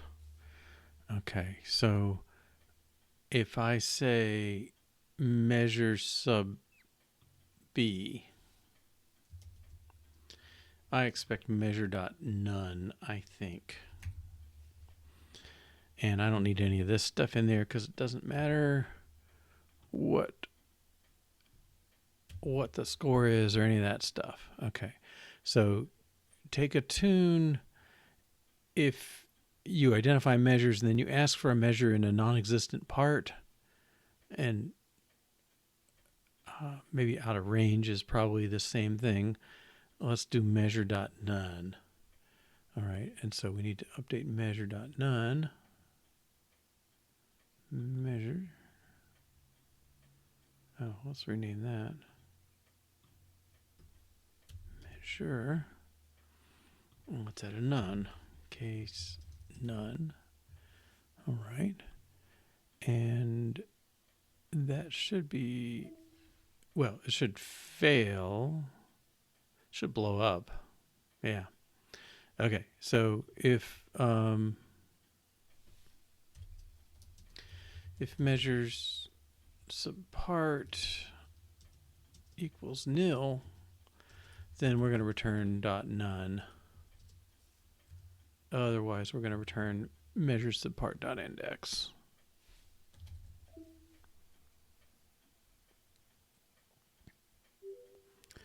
Okay, and then the next variation of that is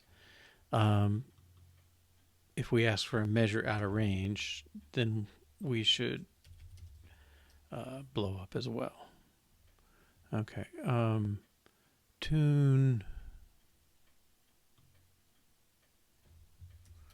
returns no measure when out of range.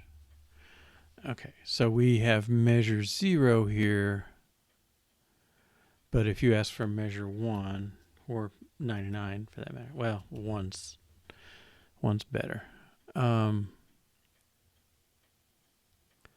Then it should be measure dot none.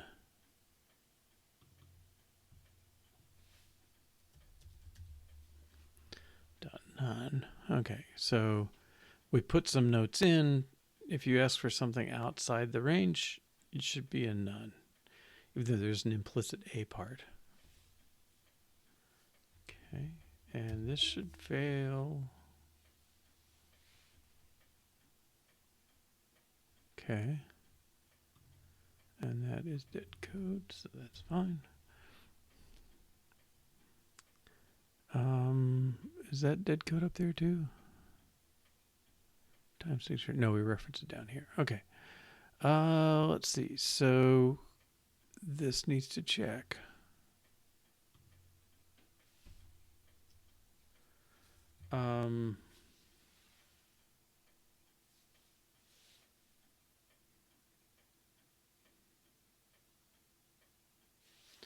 Let's say if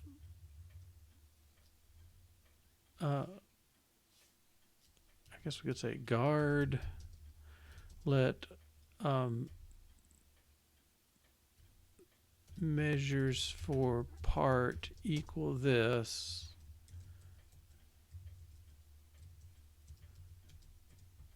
else return none. So that says assign this field, and we can use it here.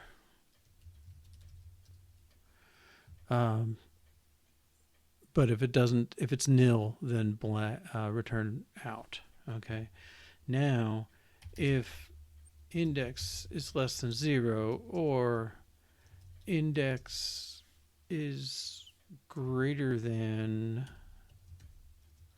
or equal to measures for part dot count, Okay, then we're going to return none.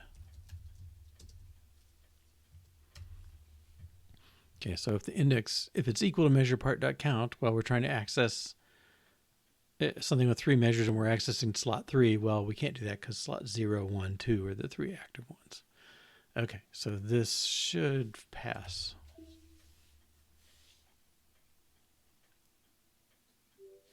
Good. All right.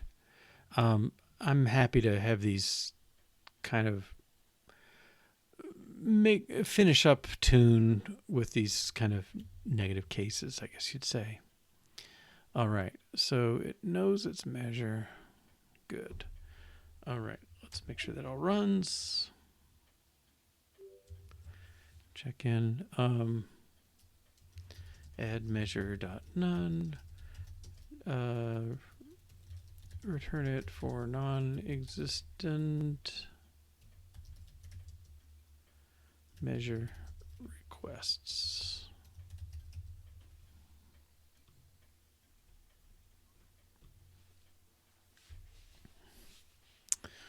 All right.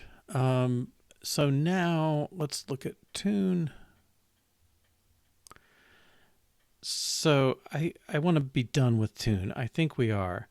We've set up the measures field, and we've done our best. When you call identify measures, we've done our best to set up the measures for each part. This is part name, I guess. Okay, so we've mapped each part name to its measures because we know the score is unique to that part. Score doesn't know its part name. Okay, good. All right. And this, don't think this can matter. If your notes are the same, your measures are the same. They're derived from the other. So we don't have to worry about this one. Okay. I think we're good with tune. Now score, something's going on here. This is where rubber hits the road here. Okay, this thing knows its musical elements. It's got a big sequence of them, and it basically looks like note, note, note, bar line, note, note, note, bar line, note, note, rest, rest, bar line kind of thing. And we want to put the stuff between bar lines into a measure. Now, we don't know the rhythm. And so again, I think I'm going to make a default rhythm. How would that work?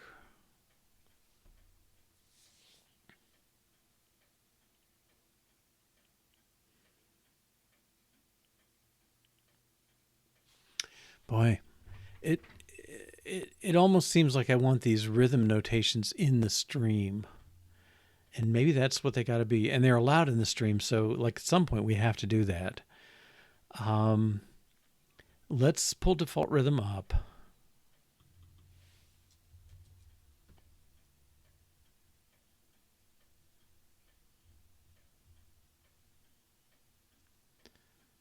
Default rhythm. Okay, so somebody has to go through the stream of elements, and we're going to create measures from them with the current rhythm.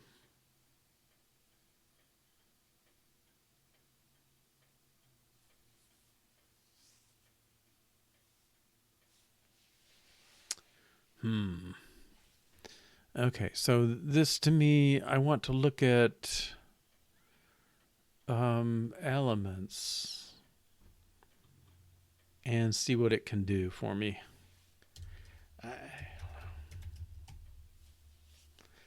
Can I split? separator is a musical element. Well, I had to be exact match. And today bar line is multiple things. Okay. So I think I want to just go through in order. Maybe that's all I got to do. Okay.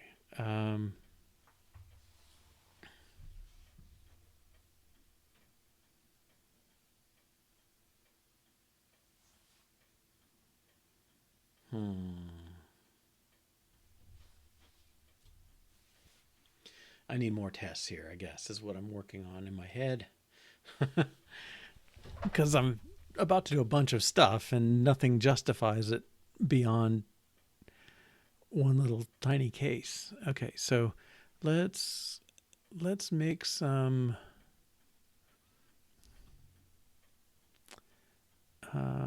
what's going on? What's the diff here?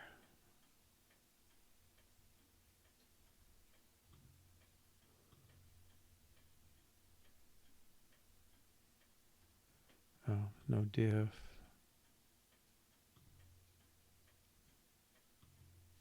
Is it T?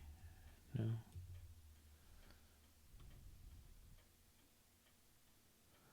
Ugh. Well, let's do a C. This will tell me. Okay, so we renamed and we screwed something up. Okay.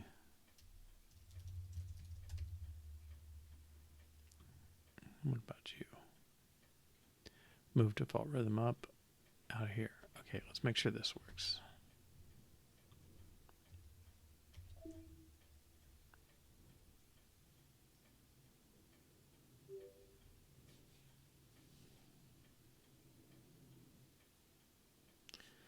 All right.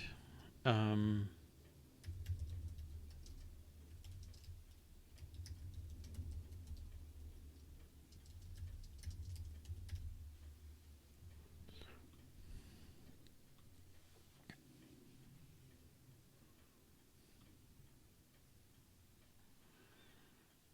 never noticed this happening. It's annoying.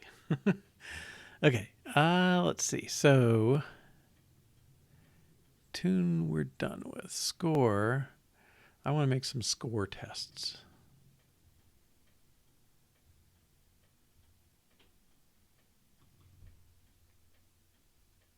Okay. So, I want to say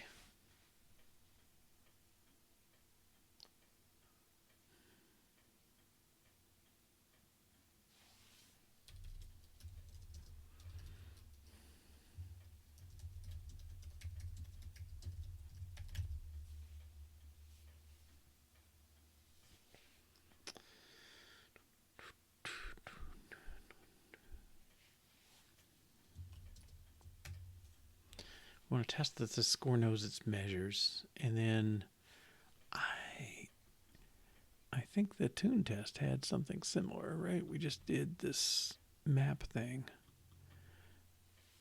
Let's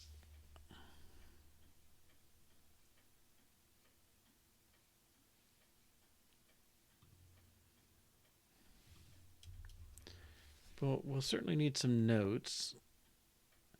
I'm going to say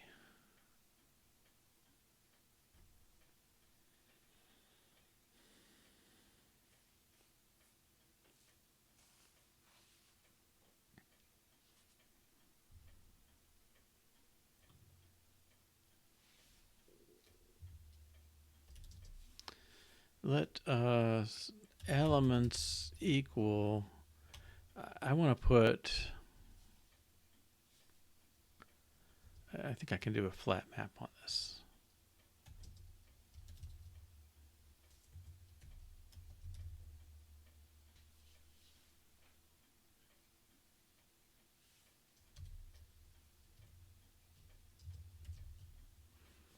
Okay, so if I put a bar line,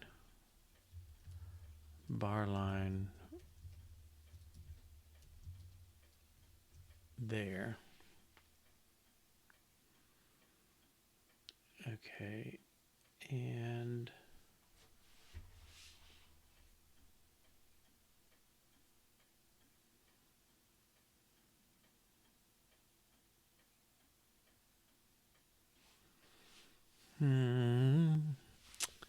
okay, so I'm putting a bar line on the front, and the notes.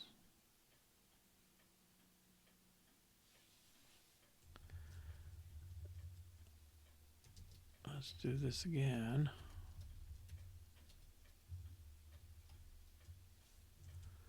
And the notes again.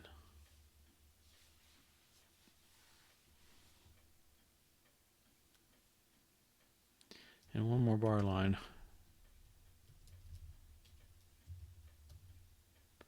We can even put a closer on there. Okay, so we got these elements. Bar line, notes, double bar line. All right, and if I ask the score for its measures, score equals score of elements.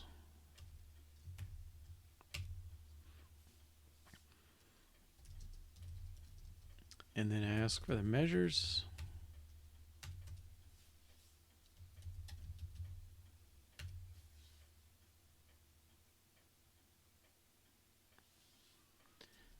Result sub 0 should be measure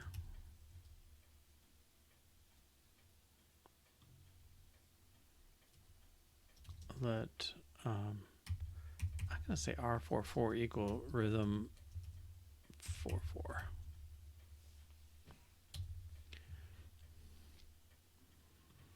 So it should be R44 and notes. And same thing for 1.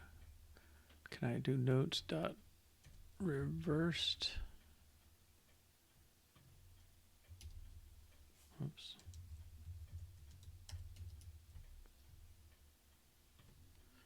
Result sub 1 should be notes dot reversed. And then result sub 2 should be, well, no, the count should be 2. I guess it'd be better to say it that way.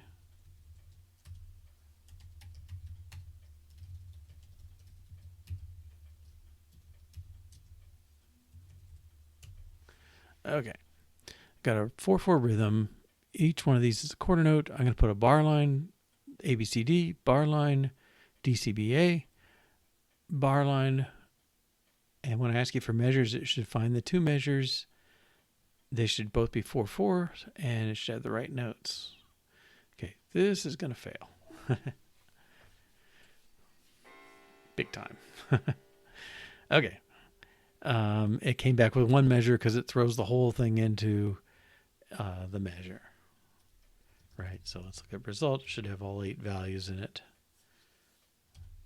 Can I print result.description? Yeah. Measure 4/4. Oh, it's got more than just notes in it. Okay, interesting. That shouldn't be happening either. All right, that's enough for us to work on. Okay, so what we want to do, I think we're going to accumulate a result. Var result is array of measure equals empty to start with. Okay, and then we're going to build up partial measures. Well, at the end, we're going to return result.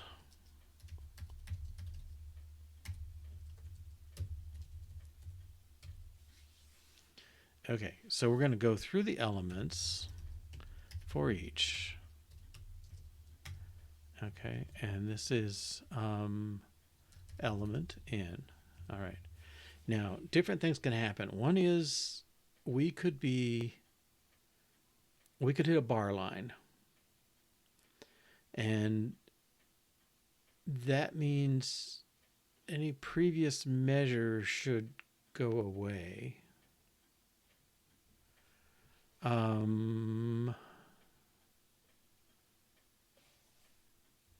Let's see. So we also need a variable for measure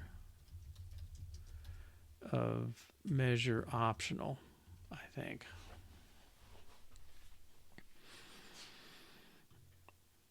Okay. Yeah. So if well, what can we hit? Switch element, and I think it'll do it for us if we wait a second here. Yes. Okay. We could have a note, a rest, or a bar line. Okay.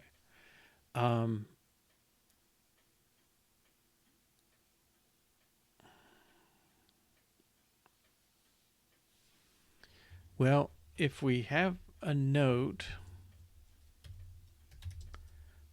value, I guess that's note. Let rhythm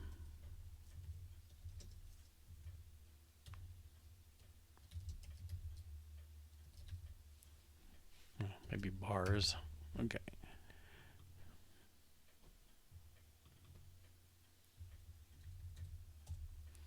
Okay, so I think what we're saying is we're tooling along, we run across a note. Okay, well, if the measure is nil, that means we're doing the very first thing. So if measure is nil, we haven't got one yet. Let's let measure equal measure. Sorry, make a new measure. Okay, so first time you go to add something in, if it doesn't exist, equals, nope. It equals array of musical element, doesn't it? Okay. So, okay. If we do that, if it by now, if it didn't exist, it does now, and we can say measure.add note. No, we want to add element. I guess it's append.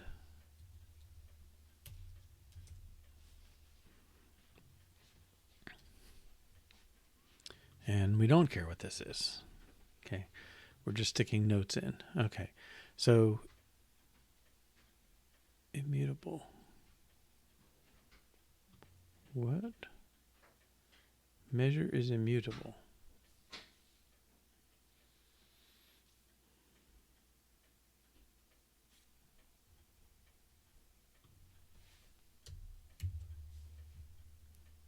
Okay.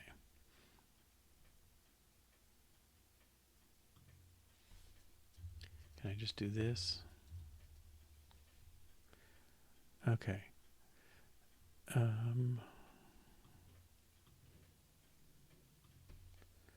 What can I do that does nothing? Fall through.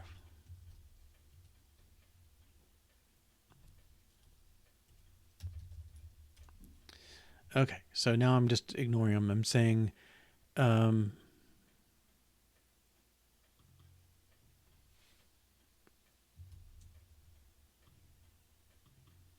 take these out. Okay.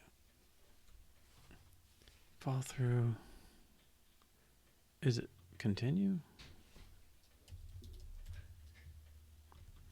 I guess fall through lets me go from one case to the next. Okay, continue. All right. Oh, only inside a loop. I would call that a loop.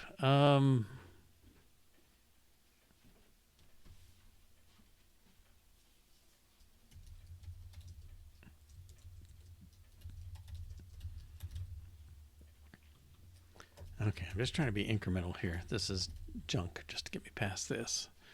Okay. All right. So if you get a note, we're going to stick it in the measure. At the end of the loop, we have a measure defined. Okay, so the measure is defined. Let's put result dot append measure. Okay, so I'm gonna, well, let's comment this one out. All right, cannot convert value of, we'll deal with the question mark in a minute here. All right, so I'm saying I'm going to go through and pull out all the notes, not even the rests at this point. Oh,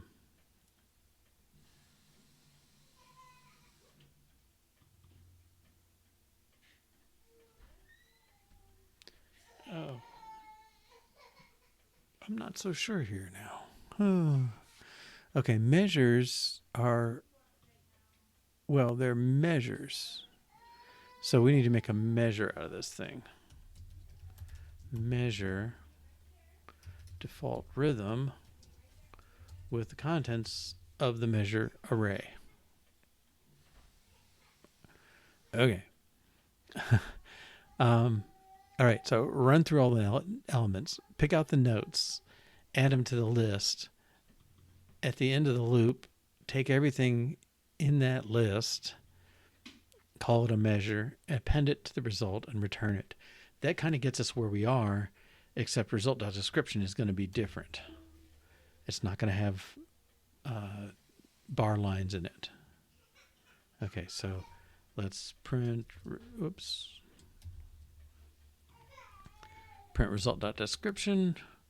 Okay, it's better. See, it's only notes, A4 and so on. We still only have one measure coming back, but that's the way it is. Okay, because we're ignoring the bar lines. All right. Now, if you get a bar line in, what should you do? Well, I don't know if there's a way to make it less complicated, but if you get a bar line, you might have notes before you. You might not, because you could start a line with a bar line. So I think if measure equals nil, you're not going to do anything.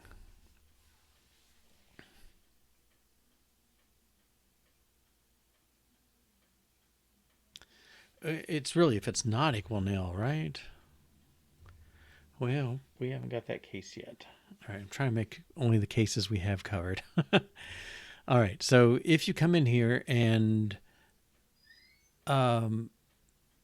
if measure is nil, then there's nothing to do about the previous measure, but we want to make a new measure. So we're gonna create a new measure because you had a bar line. You should be accumulating notes in your measure. You're gonna make a measure, and then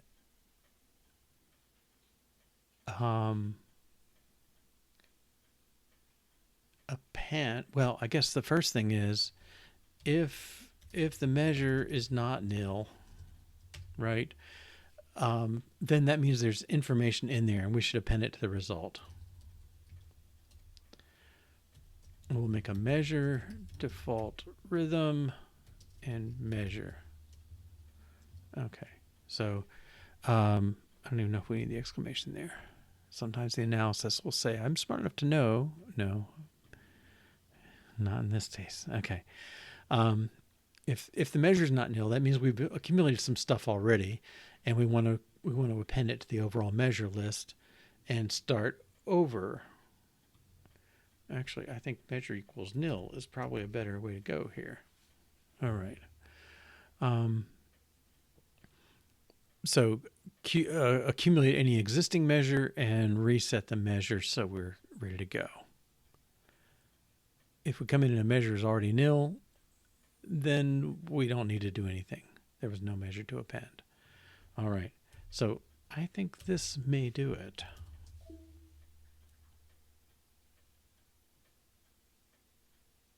Apparently not. Oh, okay. Yeah. So now if it ended with a bar line, then we already got rid of measure. So we have to make sure measure is not nil here too. Okay. If, well, we'll cover that case, I guess. But if measure, if the last thing was a bar line, it already reset measure to nil and already appended it. So we don't want to do anything. We need to make sure there's a case where the last bar line is not there. So that's okay. Let's try again.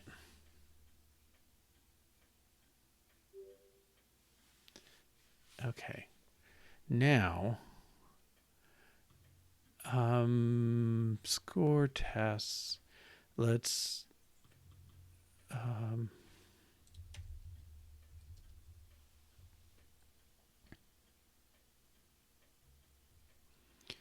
let's say score knows partial measures. Okay, so this time I'm not going to put a bar line in front. I'm just going to put notes, a bar line, and no bar line at the end. Okay. And we expect measure 0 to be notes, measure 1 to be notes.reversed, count 2. Same thing. We just want to make sure everybody's accumulating correctly in this case. Okay, and now that's because we did where's score? I guess if I took this out,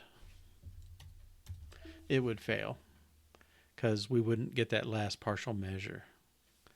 Okay. Present result description. It should just be 1. Yeah. A, B, C, D, no DCBA. Because there was no bar line at the end and we didn't check for this case. Cool. All right, this can go away because we're getting right answers now. All right, we have one case left, the rest case. Oh, I also think I don't need to do that if I am not paying attention to any of its arguments. Okay, so let's put in a test with some rests. Oh, this should work now.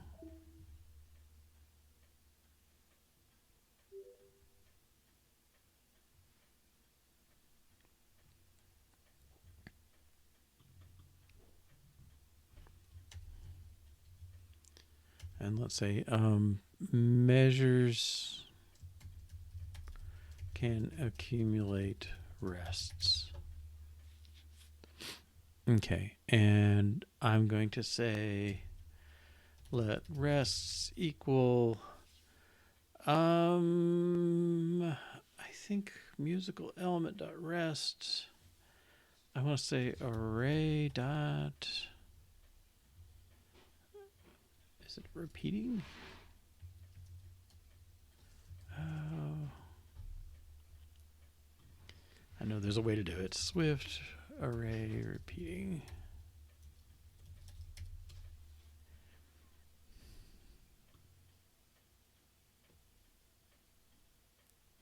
No. And repeating. Yeah.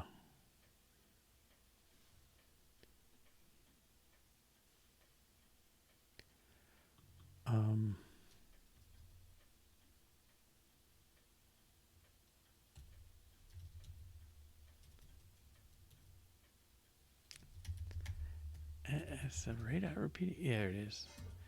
Array repeating. I want a musical element dot rest with a rhythm 1-4.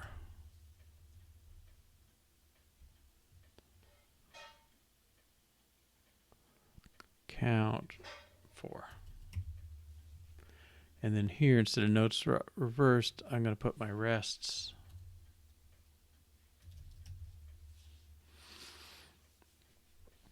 Okay, and this should be a 4-4 measure of rests. Okay, and this will fail because I can't type.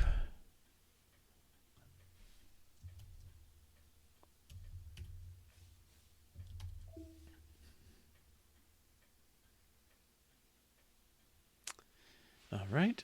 Because we don't handle rests yet. Well, rests are basically the same. If we see a rest and we don't have a measure, we got to put one in. And then if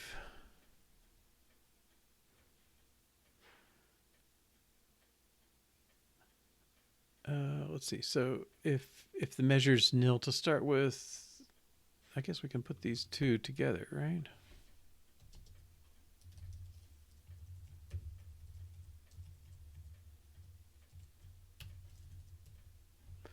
Okay, so for note or rest, if the measure's nil,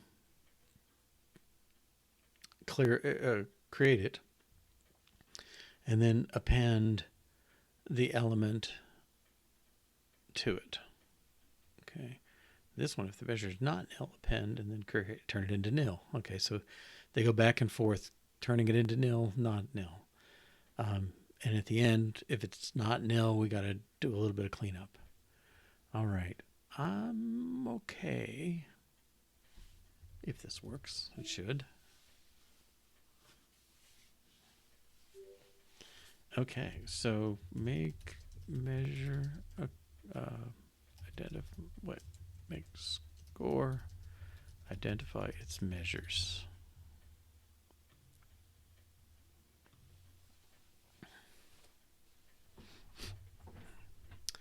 Okay, now, well, we're closing in on the day here, so I think, let's see, the one bit that I'm still not happy with is the time signature stuff. Default rhythm is not correct.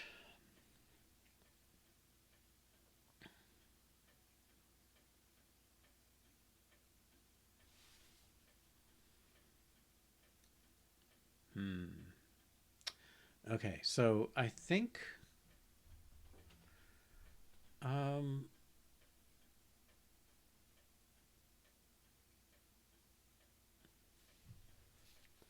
default rhythm.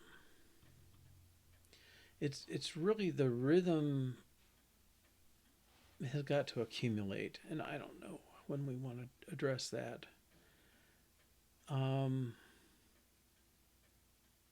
We're not checking the duration of the measure.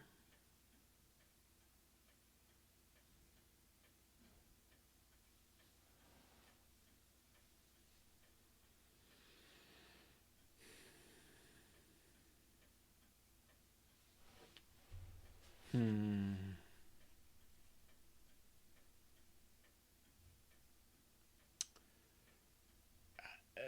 want to say current rhythm.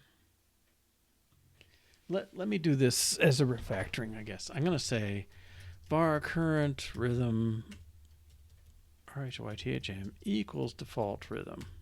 Okay. Right. I think that's good. Let's use it here.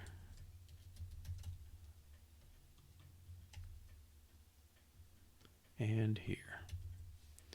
Okay. So now I'm allowing for the possibility that somebody could change the rhythm in the middle of a tune. As long as they update current rhythm, we'd be okay. All right. And then this should be coming from the measure line, but we haven't done that yet. So we all we have is default rhythm, but I think that sets us up. I mean, it clarifies it a little bit anyway, I think. All right, shouldn't make any difference. I'll leave the warning. Okay, so add current rhythm.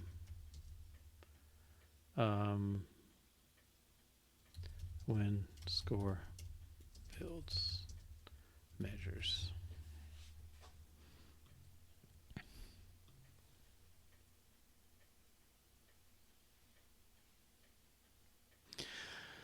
Sometimes I'm putting stuff off because I dread it. Let me go into this a little bit.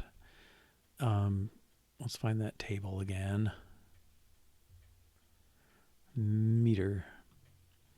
Okay, the meters, we got all these variations we can accept. And um,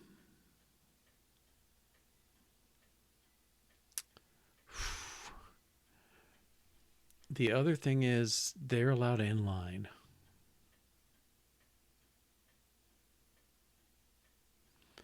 And this is where I'm not sure how to handle the inlines, but I think what we should do, oh, and this is inline too. Ooh. Well, that, I don't know, that one's going to be tricky. But the meter, I think we could put the meter as a different musical element that's a change of meter. I mean, you're putting a time signature on it. And so we could put one of those elements in as a musical element. We wouldn't, all we do in building the measures, we'd ignore it, except that we'd change the meter to whatever that thing told us to do.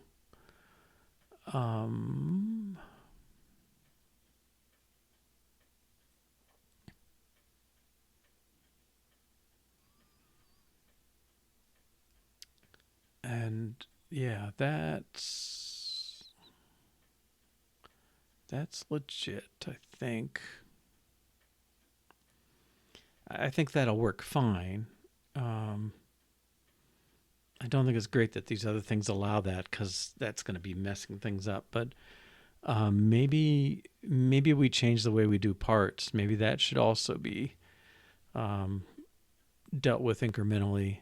I'm a little worried about this one because note length is controlling how we parse things. And maybe we should just accumulate that too. I mean, it changes the way we've done things, because right now we've said, I know parts come in big sections. I'm going to take each chunk and split it up. But if parts can happen in line, you could be in the middle of a line and the part changes. Like, whoa. I think that's kind of indulgent on the part of the, I don't know. I dislike having all these ways to do things and put things, when if everything was a yes, it'd be one thing, but it's not. So, okay. So, wait, title can be in the tune body? That's weird.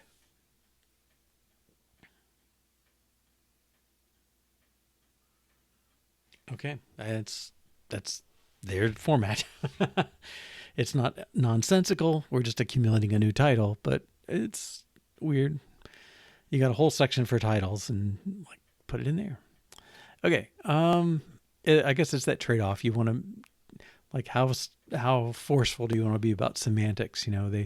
Somewhere they said, oh, you should do it this way, but we have to support all these other ways, which means it doesn't help us any as implementers. Okay, X, Y, Z are not permitted.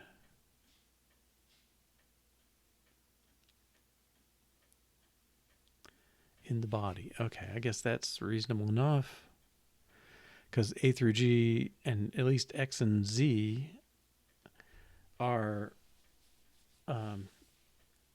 they're valid note names. So if you let those be in the middle as a header here, it would be like, what? Okay. So I think what we will need to do,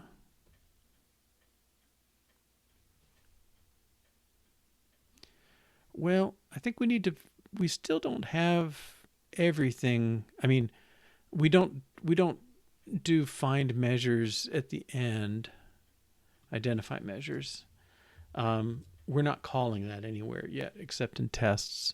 And that really should be called before the tune is regarded as complete. I almost think we've got a partial tune going or something. I don't know. It's a little weird. Okay. But I think for next time, let's see. So this, well, that was a bad message, wasn't it? The message really was identify measures in tune and score. Okay. And that's what we've done here, which is a good deal. That's an accomplishment. Okay, so you have those measures. I think this was explanation more than anything. All right. Handle M in tune header. Let's also handle M in tune inline.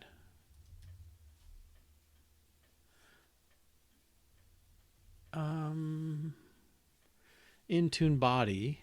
Sorry, that's allowed there, and inline. Inline.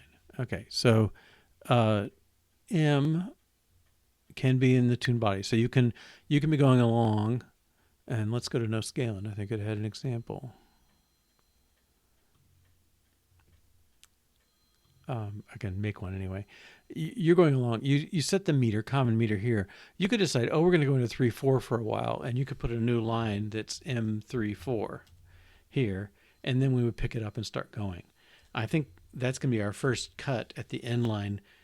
We're going to have to introduce a new musical element that says change meter, and then that'll affect us as we're going, and we'll change that current rhythm in the accumulator phase. Okay, that'll give us a place to pick up, and I think that will be good. Handle, identify, measures, and tune and score. We've done. Next, handle meter and tune header. So that sets up a default meter, and then in the tune body lets us change it, and inline lets us change it. Okay, we haven't done any inline, so that'll sort of start us on that path. All right, so we need score in 2 steps. Yeah, we're kind of doing that. That's basically what we've done. Okay, grace notes, inline field for parts, etc. We may need to change parts to handle, let's see, handle parts in tune body or inline. Accumulate differently. Okay, we'll have to decide on that one too. It may mean, yeah, I think it's probably reasonable. You can't really finalize a tune until you got to the end of it. And then you can identify all the parts and stuff. All right. We will see you next time. So that'll be Monday.